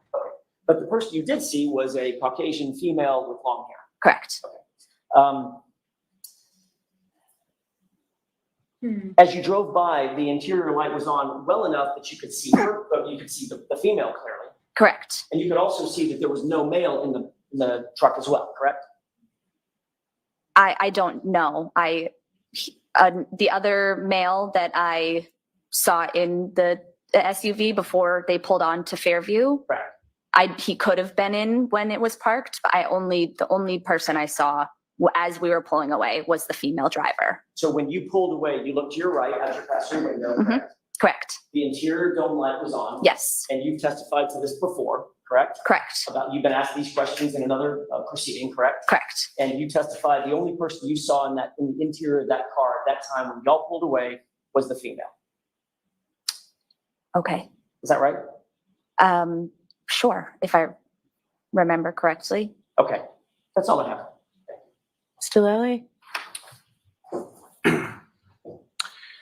So, Ms. Maxon, during the time that you were asked about not sort of focusing on the SUV in front of you, fair to say that you would have seen a 6-foot man walking away from that car going towards the house? Correct. Okay. You were in a vantage point where you would have seen that had that occurred, correct? Correct. And you didn't see that? I did not. Okay. Nothing further on. All right, so you are all set, Ms. Maxon. Okay, thank you. Your next witness, Mr. Lally? Okay. Yes, Your Honor, the Commonwealth to call Ricky D'Antonio. Dawn Tyler says He's she bound seems in this. credible, but worthless to the prosecution. I agree. If she saw Karen, maybe it was somebody who was also a woman, but not Karen. There's a problem with all of this. I mean, where was John? John was not in the car.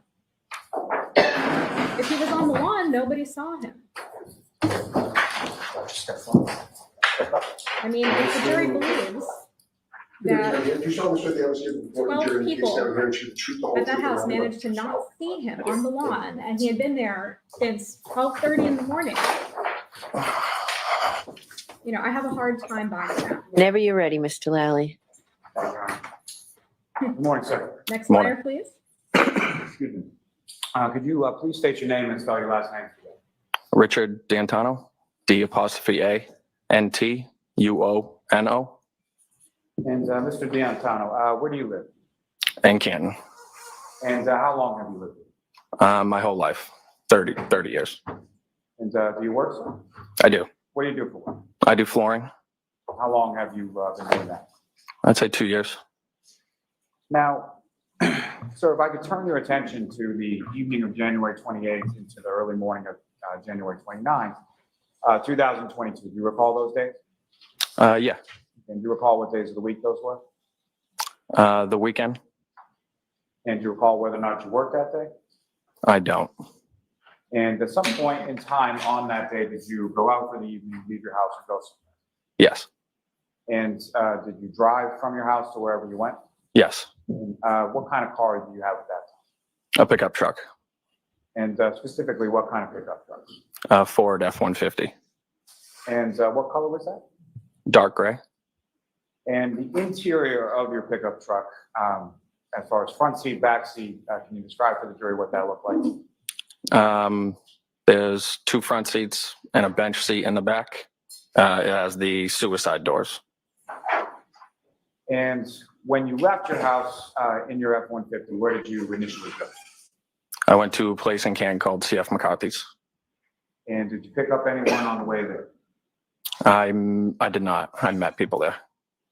And CF McCarthy's, that's a place that you've been to before, is that correct? Correct. Familiar with it on that night? Yeah. Where did you park your truck in relation to CF McCarthy's? I wouldn't know that for sure. Is there a Walgreens lot somewhere around there? Yeah, right across the street. Normally where we would. So normally when you went there, that's sort of where you would have parked in relation to the bar. Usually, yeah. So CF McCarthy's is located on Washington Street, is that right? Yes. Sort of in the downtown section? Yep. And when you say where we would have parked, so who, if anyone, were you meeting at CF McCarthy's on that? I was meeting Ryan and Heather. And just to be clear, you're talking about Ryan Nagel and Heather Max? Correct. How did you know Ryan Nagel? I grew up with Ryan, so I've known him for a long time. And how would you sort of describe the two of your relationship? Best friends. And Heather Maxon, how did you know her? Through Ryan. They were dating. And do you know about how long they had been dating coming into sort of that time frame of that evening? I don't. Not an exact time. And so you come into CF McCarthy's, and do you recall sort of where within the establishment you went? Probably sat at the bar, I would assume. And when you went there that evening, do you recall, did you meet anybody else there, or was it just you, Mr. Nagel, and Ms. Max? I can really only recall us 3. I mean, there might have been people there, but we didn't meet up with them. They might have just been there already.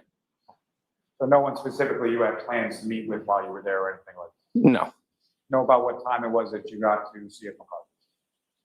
not a definite time, but maybe mid-afternoon. And as far as you went out to a bar, do you recall sort of what either you, Ryan, or Ms. Maxon had to drink that evening? Usually just a few beers is all we would drink. Nothing else but that. A few, like 8? And Is did 8 a you have few? any drinks that evening? 12? I had a few, yep. And what was it typically that you drank? A beer. Any particular kind of beer? Come on, dude. I would assume Bud Lights, I guess. Ouch. Now, do you know about how long it was that you were at CF McCarthy's? Not an exact time again, but a couple hours. And after that couple hours or so, where did you go? We went to another place in Canton called Hillside. And just to be clear, when you say we, you mean yourself, Mr. Nagel, and Ms. Max? Yeah, I drove us 3. So you drove all 3 of I you. wonder in- how in many your beers he F-150 had. pickup. Yes. Hopefully it really was a And few. about how long a ride is that from CF McCarthy's to the Hillside? I'd say 10. And just to be clear, 10 minutes, is that right? Yeah, 10 minutes. Yes. Is that also within Canton too? Yep. Is that somewhere that you had been before, somewhere that you were familiar with? Yeah. And similar to CF McCarthy's, when you arrived there, as far as, was there anybody else that you were meeting there, or why did you go to Hillside? We met up with our one friend, John. So adding sort of just another person to the group and going to a different location, is that correct? Yeah. Now, as far as over the course of the evening, either at CF McCarthy's or the Hillside, as far as yourself, Mr. Nagel and Ms. Maxon, what, if any, observations did you make as far as level of intoxication? Was anybody overly intoxicated? No. And if you know, about how long a time period were you at the Hillside? I would say a few hours again. Anything either from CF McCarthy's or the Hillside from that evening that sort of jumps out at you in any particular way? No. So relatively regular sort of weekend night out with you and your friends? Correct. When you left the Hillside, do you know about what time that was? Again, not a definite time. Maybe around midnight. And when you left the Hillside, where was it that you were going? to pick up Ryan's sister, Julie. And if you know, how did that sort of come about as far as when did you become aware that that was a destination that you would be going? I would say towards the end of the night, I was told that we would be giving her a ride on our way home. And so you leave the hillside, you get into your pickup, is that right? Yep. And Mr. Nagel and Ms. Maxon are with you? Correct. And where were they seated within the pickup when you were driving? Ryan was in my passenger seat and Heather was in the back. And do you recall sort of how she was positioned in the back as far as on the passenger side, the middle, or the driver's side? Not specifically. I vaguely remember her maybe laying down. And when you're going from the hillside to pick up Julie Nagel, you knew Julie Nagel at the time, is that right? Correct. Did you know the location where you were going to pick her up? Not the exact location, but the area. And by area, sort of what was described to you as where to drive? I believe towards the Kennedy School. And the Kennedy School is that an elementary school? Yeah. You're familiar with that as growing up in the town of Canada? Yep. And so if you could describe to the jury sort of the route that you would have taken going from the hillside to the Kennedy School or in that general area? Yeah, I would have taken 138, which is, I believe, Turnpike Street, a right onto Washington Street, and then a right onto Dedham Street, and then a left onto Cedar Crest, and I believe a left onto Fairview. And those last couple of turns that you took as far as the left, was that something that you knew ahead of time, or was someone within the truck directing you how to go? I knew up until Cedar Crest. And then who was directing you from there? I believe Ryan would be. Now, when you arrive at taking that turn from Cedar Crest onto Fairview, what, if any, other vehicles did you observe in the area at that time? While driving? Yes, while driving as you were about to make the turn. No vehicles that I could recall. After making that turn onto Fairview, what, if any, vehicles did you observe at that time? There was a vehicle parked in front of me, in front of the house. Now, as far as making that turn, you were using your directional as you're driving along, taking lefts and rights? I would assume so, yeah. And do you assume that you turned on your left directional before pulling from Cedar Crest onto Fairview? Yeah. And when you, as far as the house that you were going to, when you make that turn from Cedar Crest onto Fairview, how far into the street was the house that you were going to? Like 20 seconds, maybe, I don't. What I'm asking is basically, was it the first house as you come in, or did you drive the whole street in order to get to the house? How close to the Cedar Crest was the house? I think it's a couple houses on the right. So there's a couple houses on the right-hand side? Yeah. Okay, so the right-hand side from your perspective would be passenger side or the driver's side, or what? The passenger side. And when you get in the area of the house, you park at some point?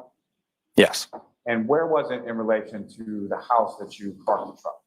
right in front of the driveway. Now, you mentioned that there was another vehicle that was parked in front of the house as well, is that correct? Correct. Where was that vehicle in relation to where you parked? I would say maybe 10, 20 yards in front of me. And so from the 10, 20 yards or so in front of you, you could observe that vehicle? I could. And from your vantage point where you're seated in your truck behind the vehicle, what, if any, damage or anything did you observe to the vehicle at that time? None. And as far as you could tell, was the vehicle running or off or something else? I believe running. And what about your observations of the vehicle leads you to believe that it was running? There were either tail lights or brake lights. I'm not sure which ones. So I'm sorry, if you could just repeat that. It was either tail lights or brake lights, but I'm not sure which ones they were. And that was on the back of the vehicle, is that right? Correct. And how many sort of brake lights did you observe on the vehicle? I would assume 2. The left and right, did you observe anything sort of in the I middle would of the vehicle? assume. No. And during the time that you were behind this vehicle, at any point in time, did you observe anybody get out of it? I did not. And from where you were situated behind the vehicle at this initial sort of point when you pull up about 20 or so yards behind it, could you see any lights on inside of the vehicle? I could not. Now, when you arrive at the house and park sort of in the area of the driveway, at some point, does Ryan reach out to assist Julie? I believe so. And at some point, does Julie come out of the house? Yes. And if you know about how long a period of time we're talking about from the time that you pull up and park and the time that Julie comes out of the house? Very quickly. Is it gonna ask what door she came out And of? when she comes out of the house, where is it that she comes to? To my passenger window. No, he's not Now, asking as where far as she at came this from. time that you had left the Interesting. hillside and you're driving over to your friend's sister's friend's house, what do you recall about sort of the weather and what was it doing at that point? I believe it just started to snow. And as far as the snow was concerned, what, if any, observations did you make as far as accumulation was concerned? I believe it was starting to stick. Now, as far as that vehicle that was in front of you, what, if anything, did you observe within the snow on the streets that was starting to stick in behind? Why it? don't you believe his testimony, Dan? I'm curious. I didn't observe it. Did you see any tire marks or anything like that leading up to the back of the vehicle? Not that I can remember. Not that you can- Now, when Julie came out of the house, she walked on foot from the house to the truck, correct? Correct. And as far as from her path, either to the truck or back from the truck to the house, did you observe any sort of footprints or anything like that she left in the snow while she was walking? No. Now, when she comes to the truck, did you recall how it was? You obviously, there's some conversation, correct? Correct. And prior to her coming up to the truck, was there music on, radio on, anything like that? Maybe while driving there, but I don't believe while we talked. So that would have been something somebody would have turned down in order to have a conversation with Julie when she comes up to the truck. Correct. Lady Tammy, And that's when she comes something up I'm to the observing side of the too. truck, do you remember how it was that you conversed, or anyone in the vehicle conversed with her? Was it? I'd love for through this the to come up door, on through the Crocs. window? Through the open passenger window. Recall whether or not the passenger side door of the truck was opened at any time by Ryan or anybody else? Nope. You don't recall, or it wasn't? I don't believe it was. Now, in your truck, when you open the passenger side door, what, if anything, occurs with regard to the lighting with inside the? Oh my God, Lally, you're killing me with what I believe the interior light would pop on. And where would that interior light be within relation to sort of the interior? Is that in driver's side, passenger side, center, or something? I think center roof.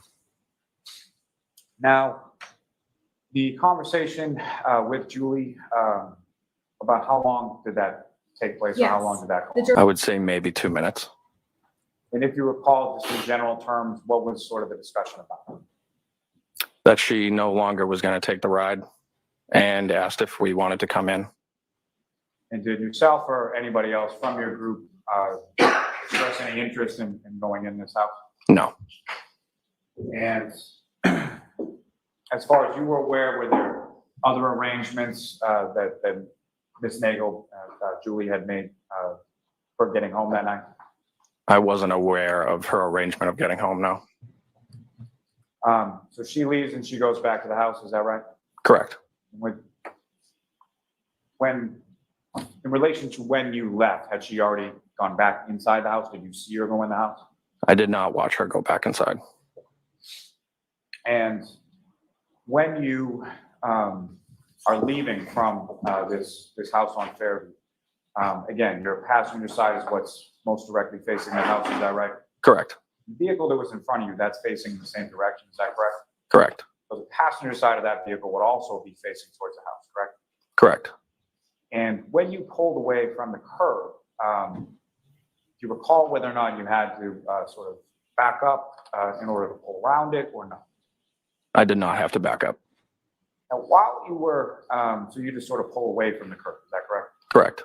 So when you're behind this vehicle, Did the vehicle stay sort of stagnant in the same place, or did it move, or what, if anything, did you observe as far as that vehicle in front? It might be guessing at the time, but I would believe it stayed where it was. So do you recall anything, so you don't recall anything specific about that vehicle movement? I do not.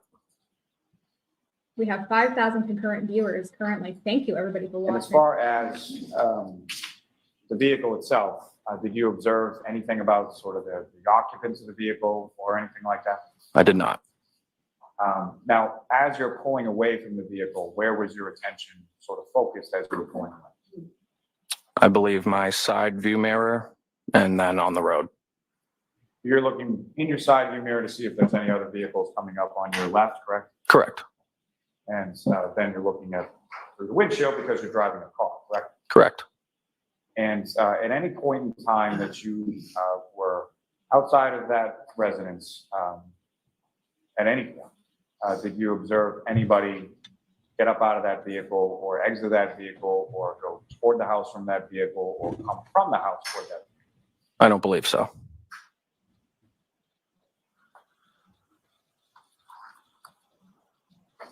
Just one moment, John. Okay. Actually, before, let me just ask you a couple questions. Your Honor, with the court's permission, if I could publish just a couple of photographs for this witness. Okay.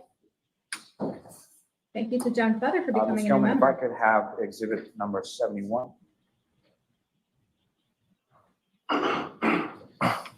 Now, sir, I'm going to ask you a couple questions about the photograph that's up on the screen, but first, what I want to draw your attention to is on the desk in front of you is a laser pointer. Right, yes. If you just press that button and point it in a direction, it'll shine. Okay. So with respect to the photograph, exhibit 71 that's up on the screen, do you recognize what's depicted in that photograph? 34 Fairview. Okay, so this is that same Is that the photograph. house, He's gonna ask the of same friend that she went questions. to Yeah, potentially other go witness. pick her up, and eventually she went back. Correct. And within this particular photograph, you see the area where you had parked your truck during this time that you were talking about in your testimony. I do. And if you could, using that laser pointer, just direct the jury's attention to where the photograph was. Right in front of the driveway, right there. Now, also within this photograph, you see the general area where you observed that SUV in front of you while you were out in front of it. I would say, if I had to guess, I would say maybe half of the vehicle. So it's probably a little bit further towards the left of this photograph, correct? Correct. Gentlemen, if I could have exhibit number 72. So Chad is Again, you recognize asking what's up on screen? I do. what And this is the same What the house that we talked significance about is- last exhibit. Correct. So from this photograph. of this witness and the you, previous see the witnesses, area they where apparently you saw observed Karen SUV in in her relation to car your truck. at a certain And point in you time in the parked night. out in front of the house. They did not I see believe so, yeah. John in the car with Again, if her. you could, sir, using the laser pointer you have before you direct That's your all. attention to where about that. Like right around that, I'd say. They also interacted with one of the witnesses, Julie Nagel, who was in the house at the time. Ms. Gilman, you can take that down. Thank you very much.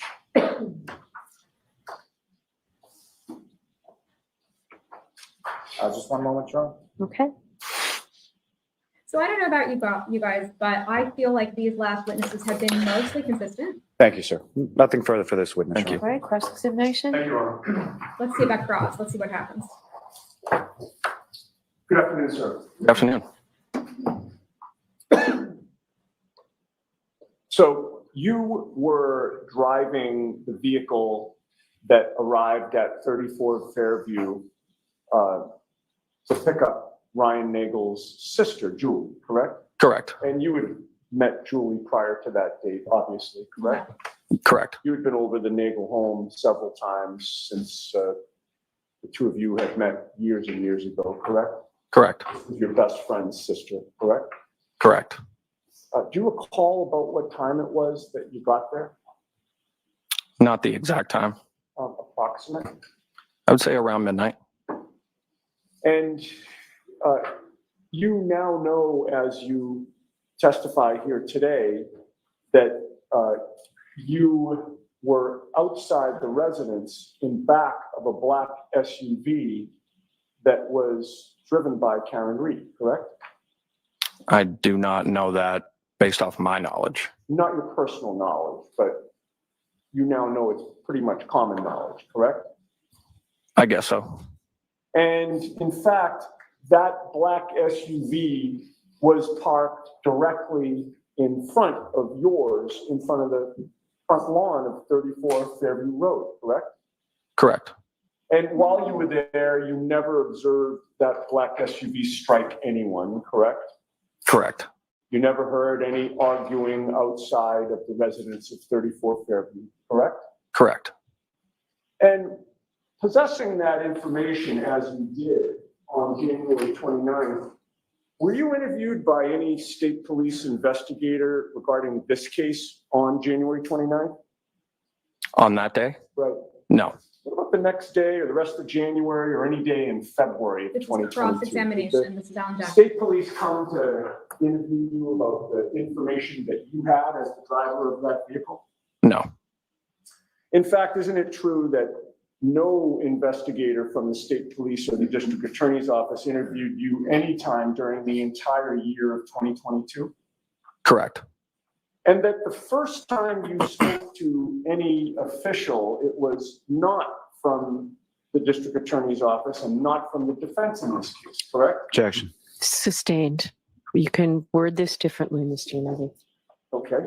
The first time you gave a statement to anyone, it was not Mr. Lally or the state police, and it was not the defense in this case, correct? Correct.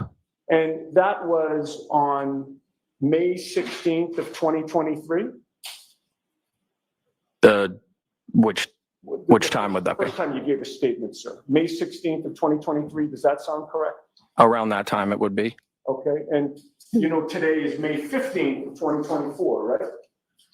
Yeah. So just about a year ago was the first time that you gave any statement about your memory of what occurred on January 29th of 2022, correct? Correct. And you would agree with me that your memory of what occurred on January 29th was the freshest when you got up that day, later that morning, correct? The next morning after the 29th? Yes. Correct. Right. And you'd agree with me that, you know, your memory would have remained fresh for a period of time, correct? Correct. And you would agree with me that over time, your memory becomes less fresh, right? I would agree. And it's not just you, it's everybody, correct? Correct. Objection. Yeah, so let's move on from this. Sure. And you were first asked about your memory about what was clearly over a year after January 29th, I suppose February, March, April, maybe about 16 months after the events that you were asked to describe, right? Correct. And then it was only after you talked to someone else, again, not the prosecution or the defense. Objection, Your Honor. Christina, why don't I see you sidebar, just so we don't keep getting interrupted here.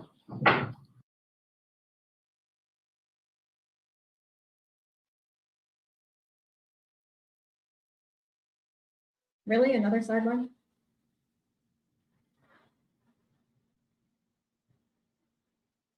All right, while they're doing that, we've got some great questions for Larry that I will share with him over the break, and hopefully we can get some answers. And Vicki, I have noted your objection, so to speak. I will be very careful as to when I'm talking and when the court audio feed is going on. And I have turned up my volume a little bit, so hopefully my volume is okay. Everybody can hear me as I've turned up the court volume for their audio for Long Prime. I think it's really strange that they never interviewed these witnesses. The state never took their statements. And even though they are tangential to the action that night, they saw Karen Reed in her SUV. Apparently, allegedly, however you want to put it, you would think that would be important to the state, and you would think that they would want to interview them close to the time that the incident occurred. But it took, I believe, 19 months, at least for the last witness, to be interviewed. And of course, your memory is not going to be as fresh on that night as it is on the night that it occurs. All of the time that elapses, they're going to remember less and less and less. So far, their statements have been consistent.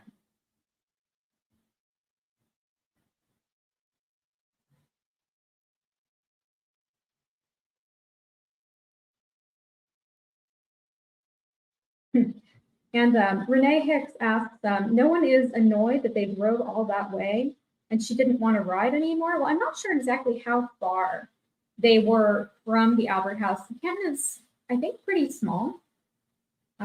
We were planning on visiting, but we haven't been yet. I was curious as to where all of the action happened.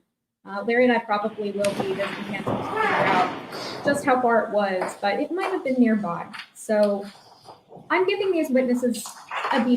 They don't seem to have motivation to be dishonest. So I was just going to ask you, the first time that you were approached by the state police regarding this case was September 2nd of 2023, correct?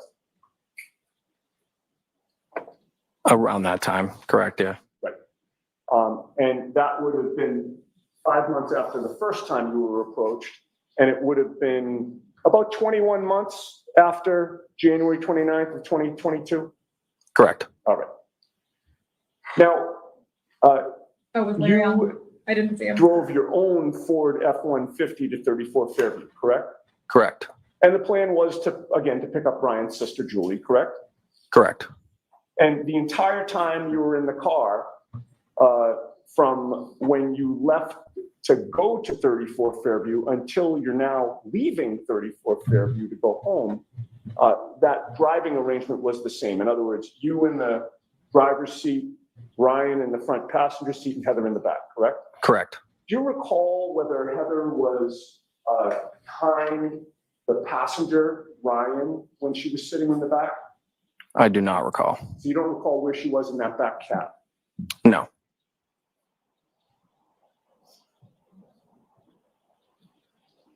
You do recall that well, strike that.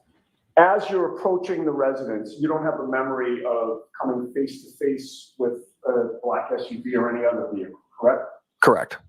You're not saying it didn't happen, you just don't recall that, correct? Correct.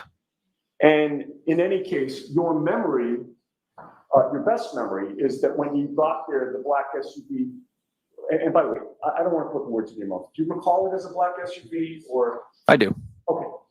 When you got there, your best memory is that the black SUV was already parked outside the residence, correct?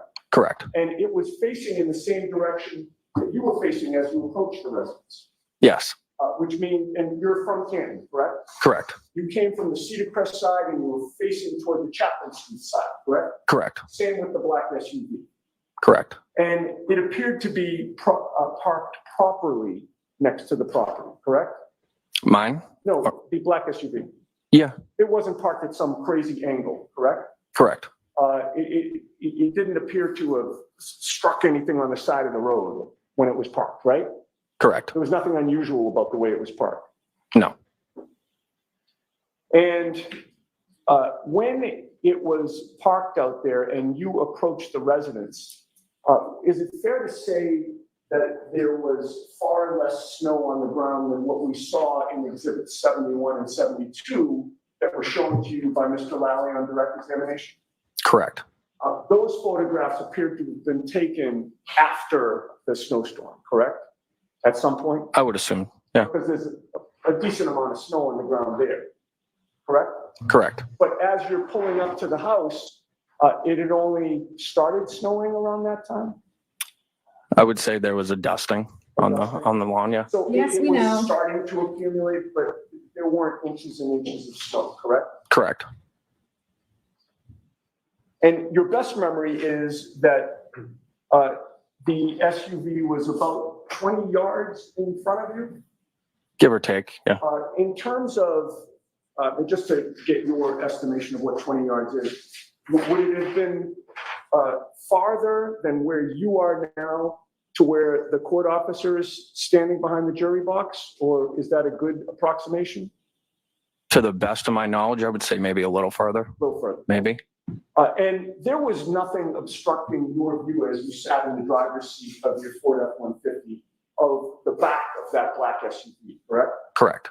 You did not see, for instance, a Jeep with a snowplow on the front parked in between you. I did not. And in fact, you didn't see a Jeep with a snowplow parked anywhere on the property that you recall, correct?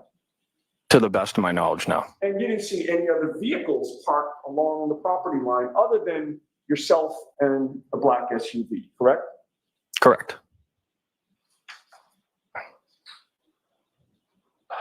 When you first pulled up, do you recall if, and I know these questions are somewhat unfair because we're talking about 2.5 years later. Dan Davis, this is But when you cross-examination. first pulled up, This is do how you it goes. recall whether the red taillights of the black SUV were lit up?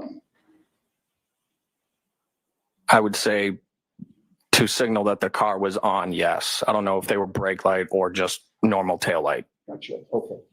And so you're surmising that some lights had to be on because your memory is that car was on. Correct. And with regard to the lighting in that area, did you have your headlights on when you were out there? I believe so. I don't think I would have shut them off. Right, 'cause you would have been driving with your headlights on as you were going down Cedar Crest and taking a left onto Fairview, correct? Correct. And your car was still running when you pulled up to the house and parked, correct? Correct. And you would have left it running because your intention was, or your expectation was, that Julie Nagel was going to get in your car, correct? Correct. That was the whole reason you were there. Correct. And your expectation was that there didn't need to be a tremendously long discussion when Julie came out of the house, right? You expected her to just jump in the vehicle, correct? Correct. So that's why you say that there would have been no reason to turn your your headlights off, correct? Correct. All right. So your headlights being on, they would have been focused really right on the rear of that black SUV that was in front of you, correct? I would assume so, yeah. Because there was nothing to block your view of the black SUV, right? Correct.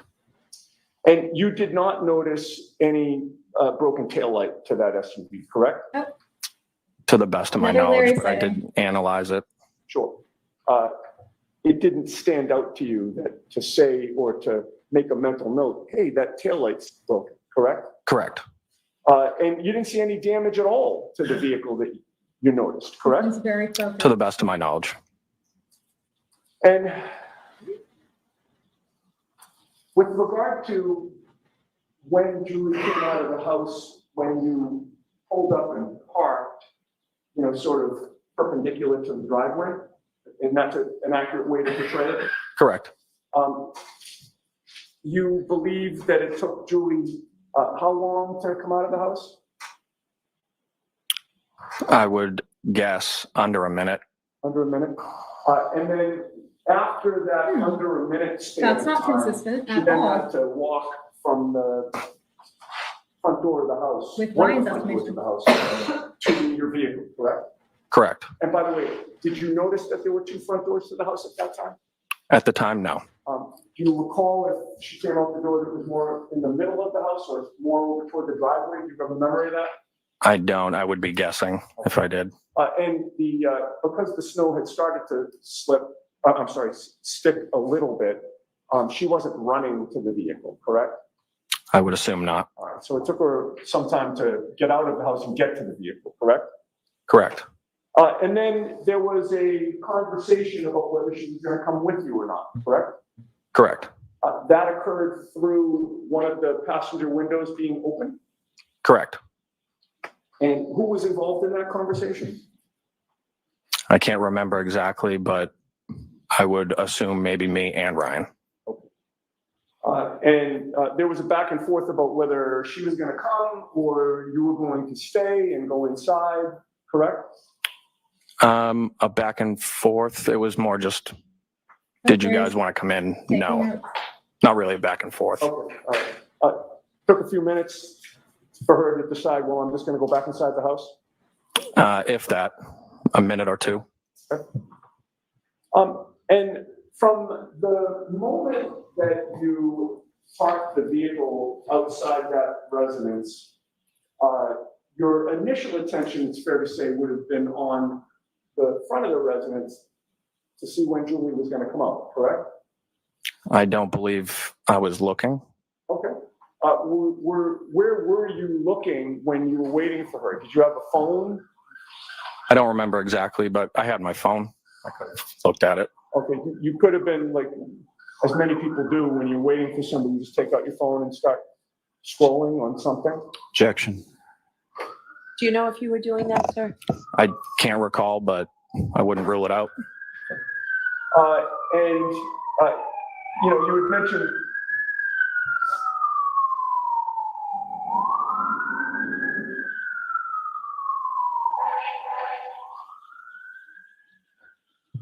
You had mentioned earlier that when I asked you about the damage to the rear of the vehicle, that, you know, your attention wasn't just focused on studying that vehicle, correct?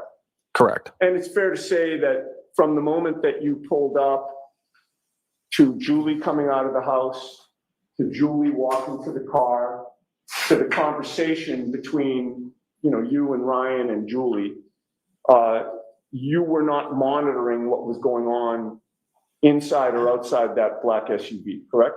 Correct. And during that span of time, again, while you showed up there waiting for Julie, she comes out eventually, she walks to the car, you talk to her, you were not paying attention to who, if anybody, was inside the black SUV at that time, correct? Correct. And you were not paying attention to whether anybody got out of the vehicle during that time, correct? Correct.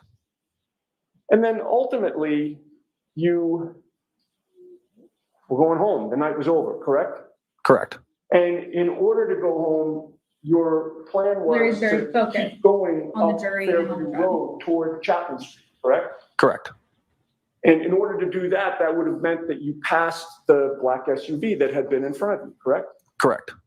And at that time, as you're passing the black SUV, do you recall whether or not there was an interior light on within the cab of that SUV? I do not.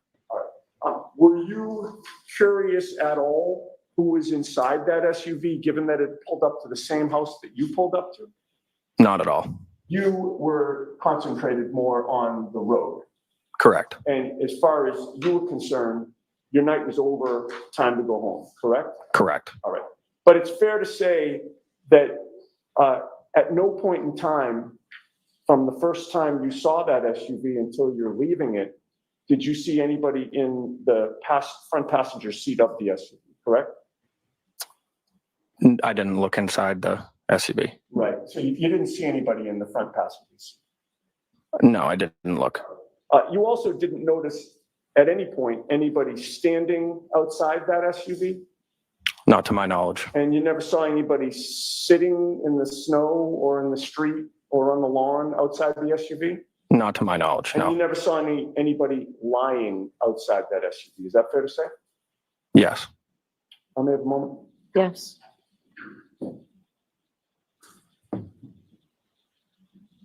No further questions. Thank you, sir. Anything, Mr. Thank you. Valley? Just briefly. Sir, so from the time that you were in front of the house until you left, you never saw anyone go in or out of that house or in and out of that vehicle, the black SUV in front of you, correct? Correct. Okay. And while you were not monitoring the activity around the SUV, you never saw anyone around the SUV, correct? Correct. And fair to say that if a 6-foot man had walked from the SUV to the house, is that something that you think you would have seen? Sustain. Nothing further on. You are all set, Mr. McMillan. Thank you. Thank you, guys. All right, your next witness, Mr. Valley. Yes, Your Honor, the Commonwealth to call Ms. Allison McCabe. Okay, one of the McCabe's is testifying. This is going to be interesting. I'm trying to recall whether she was at the house or not.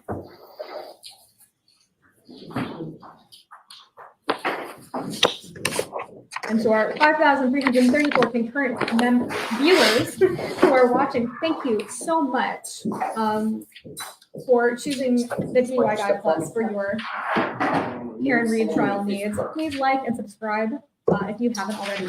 Do you solemnly swear the evidence you give the court and jury in the case down here, the truth, the whole truth, and nothing but the truth, so help you God? I do. Thank We are breaking for lunch at 1, so we have about 24 minutes. See what we can accomplish. Whenever you're ready, Mr. Lally. Thank you. Good afternoon. Good afternoon. Could you please state your name and spell your last name? Allie McCabe, MCCABE. And where do you live, ma'am? Canton. And how long have you lived in Canton? Basically my whole life except first few months I lived in Stoughton. And you work, you go to school I'm a student. in college, is that correct? Yes. And what year are you in college? I just finished my sophomore year. And when living in Canton, who, if anyone, do you live in Canton? My 2 parents and my 3 sisters. So you're one of 4 girls, is that correct? Correct. And are you the oldest? Yes. And your parents, what are their names? Matt and Jen.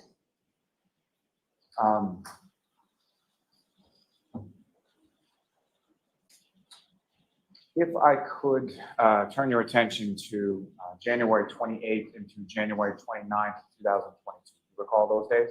Yes. And do you recall what days of the week those were? Friday and Saturday, I believe. And so on that Friday evening, starting with there, well, let me ask you this first. At that time, you were a high school student, is that correct? Correct. And where did you go to high school? Canton High School. All 4 years? Yes. And did you play any sports when you were at Canton High School? Yes. What sports did you play? Soccer, hockey, and lacrosse. And so January, that would have been which sports season? Hockey season. Now, with respect to the hockey, as far as that evening of the 28th, how did your evening start out, or what, if anything, were you doing first that evening? It started with a team dinner at my house. The hockey team came over. We had dinner. Then I went to my sister's basketball game at the Canton High School. Then I was hanging out with 2 of my friends. We were driving around. Then the night ended with me driving Colin Albert home. And so let me start sort of back at the beginning before we go all the way through. So as far as the team dinner, is that something that was like a weekly thing? Yeah, it was usually like the night before a game. And sort of rotated between different players' houses? Correct. So where was it on that particular? That night, it was at my house. And about what time did the team dinner get done, or what time did that wind down and you went to the basketball? I'm not exactly sure. The basketball games typically start around 6:30, so I assume around then. And who, if anyone, from your family was involved in the basketball? My younger sister. And was she JV, varsity? What was she playing on at that time? Varsity. And who, if anyone else from your family, was at the basketball? What? My parents. I'm not sure about my sisters. And did you go with your parents or separately, or how did you get? I believe I drove and I arrived later than my parents. And as far as at that time, did you have your own car? Yes. And what kind of car did you have? A little Ford Fusion, blue. And when you arrived there, you're a high school senior, correct? Correct. You sit with your parents during the game? No. There's sort of like a student section, is that correct? Correct. Yes. You sat there with your friends? Yes.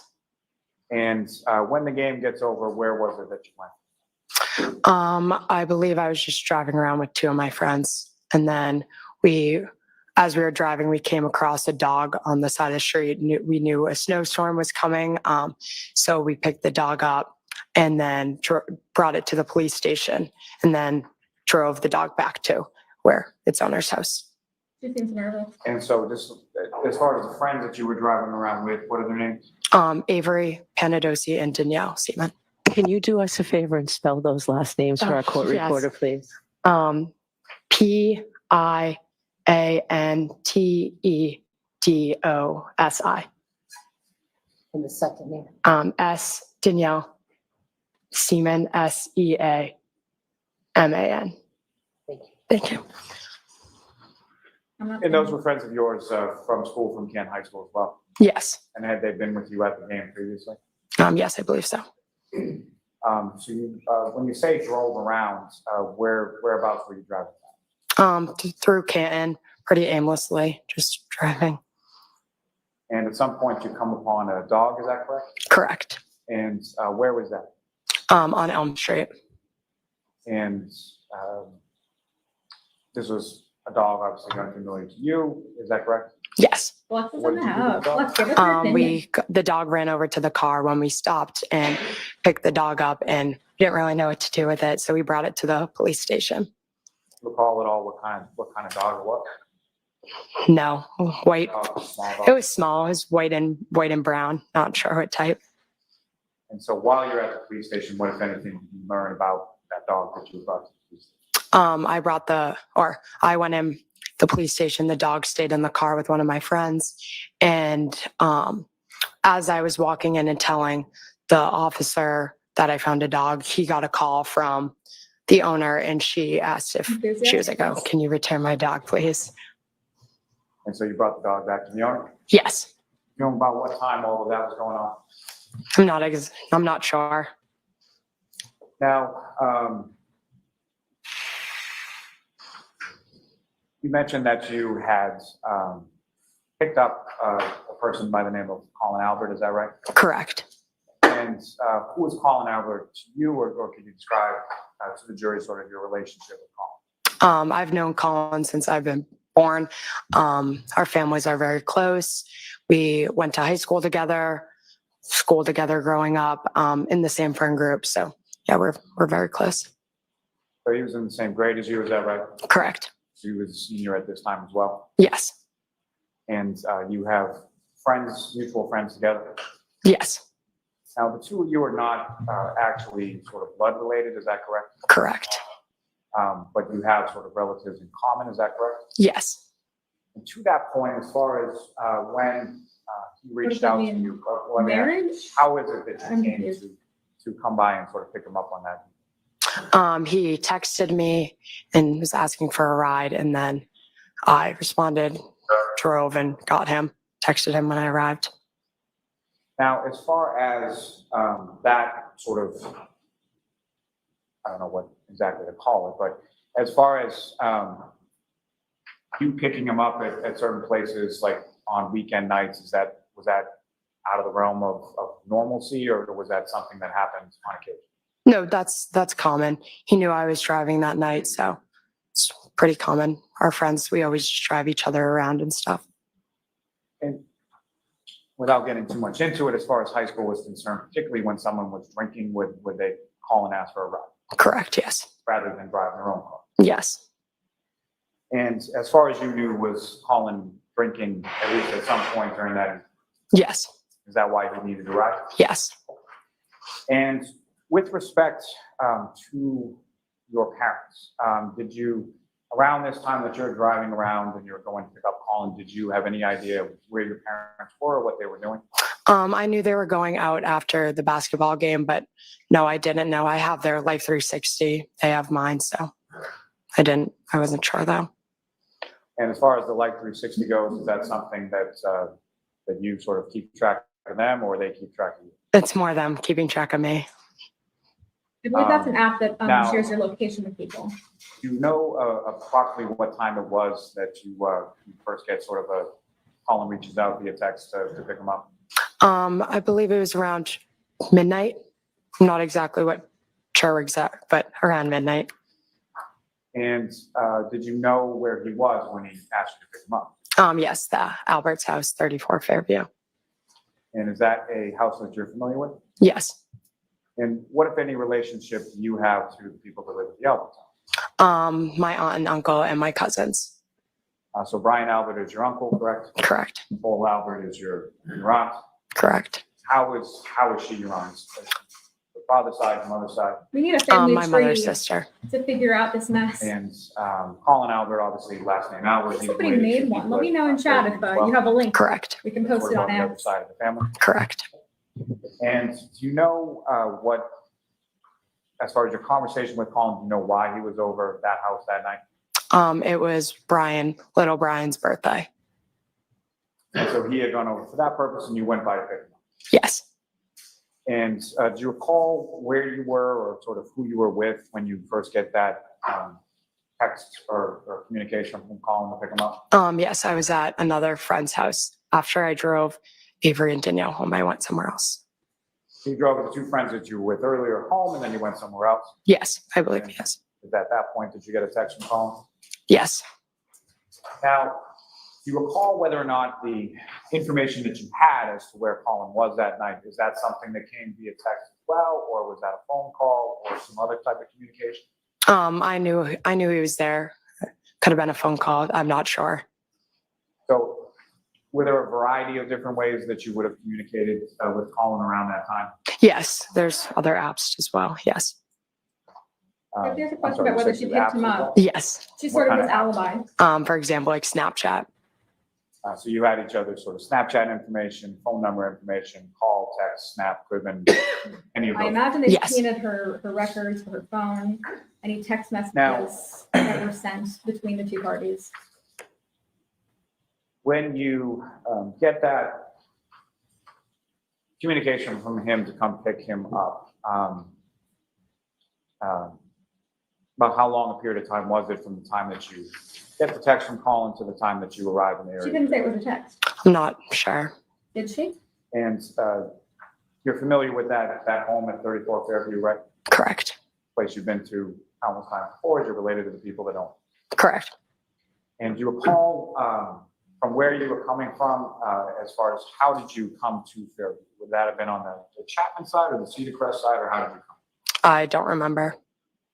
And when you get to the home, you obviously park at some point, correct? Correct. And where in relation to the house? I believe in the driveway on the left side. Not entirely sure. I just believe that. And when you arrive, what, if any, communication did you send to Colin? I texted him saying here. And after you texted that to Colin, he comes out of the house, is that correct? Correct. And when he comes out of the house, Interesting. about how long a period of time was it from the time that you texted him here to the time that he comes out to the car? I'm not sure. A few minutes. And in the area around the time that you arrive on Fairview Roads, what, if anything, do you recall in regard to weather, or what was it doing then? It was. I believe it was starting to snow. Nothing crazy. As far as accumulation, what, if anything, did you observe at that time? Lights on in the house. That's it. As far as the snow was concerned, was it starting to sort of stick to the ground? I don't remember. So she didn't see anything, nothing about Karen Reed, You nothing text about being Colin, hit by a car. shortly thereafter he comes out, is that right? Correct. You recall, you're familiar, obviously, as I've asked you a couple times now with the house. There were two doors in the front of the house, is that right? Yes. And do you know which of the two doors Colin came out of? No, I'm not sure. If I'm a juror, I'm very And when he came confused down, he came. why they're over talking to about the every other car, person correct? but Karen Yes. Reed. You're in the driveway? Yes. He gets into what part of the car? Front passenger seat? Yes, I believe. And from the time that you, so when you leave from there, where is it that you went? His house and then my house. You dropped him off at his house and then you went home? Correct. Okay, Now- Mr. Lally, we're actually going to break here. We have to break a little bit early, but we'll be back at 2. Okay, so, Oh, we when had after early you sit in lunch. your seat, let the jurors go out first, and then Ms. McCabe, you can call. Thank you. All rise. So you can see Larry.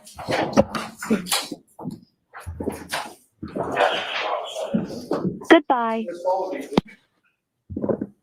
They have these funny little, you are muted, you are unmuted. Goodbye, it's coming from the court.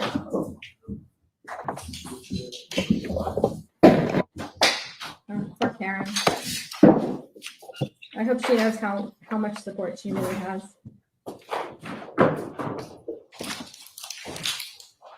I'm very biased. I don't think she did anything. I think this is a massive cover-up. I think it stinks. All right, we'll be back at 2. All right, we have our break. And there's Larry's biggest fan. Thank you so much, everybody, for joining us. And let me see here. I am Chandler Remington. I am taking over for the DUI guy today. my boyfriend, Larry Foreman, is in court. And right now, I believe everybody's breaking for lunch. So I will be texting with him, asking him what's going on. I'll have some updates for you. So lunch will be going until 2 p.m. Eastern Standard Time. That gives us about an hour and 9 minutes. And we have still 5,531 people concurrently watching. Thank you, everybody, for joining us. I'm really surprised. You know, you tune into the DUI Guide Plus to see Larry Foreman. I'm not Larry Foreman, and yes, you stayed. So that means I'm doing something right. Now, I am a streamer, but I'm not as seasoned as Larry is. So I'm just really happy that everybody's here. I'm happy you're joining us. The testimony today has been a bit boring. We're kind of just establishing a timeline for some witnesses who saw Karen in her car, maybe, but they're not sure that it was Karen. They didn't see John. Was John in the house? We don't know. He wasn't laying on the front lawn, according to any of those witnesses. I find it kind of peculiar that nobody saw him passed out in the snow, regardless of the fact that they were all there kind of around the time. 12 people in the house. All these other witnesses picking up people, dropping off people. Nobody saw him at all until they discovered his body at 5-something in the morning when Karen was driving around frantically looking for John after she woke up and couldn't find him there. So is the jury as confused as we are? Because all of this testimony is just establishing, you know, very sort of rudimentary and tangential witnesses who didn't really see much, didn't really hear much. They're not that important to the action. Now, Larry has texted me, all the jurors have thick notebooks. They're taking copious notes. He's been watching them, and he's taking notes in my notebook. Actually, I lent him my notebook and pen for this. And I'm really looking forward to hearing about what he's observed. But it appears that the jurors are taking this case very seriously. They are paying attention. And I don't know about you all. I've said it before, and I'll say it again. If I'm a juror in this case, I'm asking the question, when do we talk about Karen? Why is nobody saying the name Karen Read? Nobody saw her do much. Nobody can say that they witnessed her running over John in her car.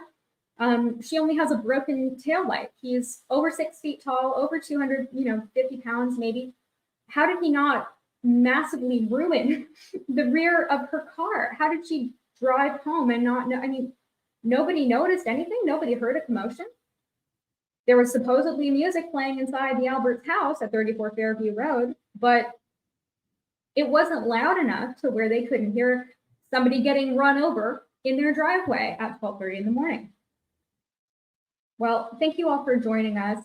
We are going to end this stream for now. I have saved a number of questions from, let's see, Vicky, Jen, Tom Nash, and Tracy. Thank you all for asking really good questions for Larry. I will forward them to him.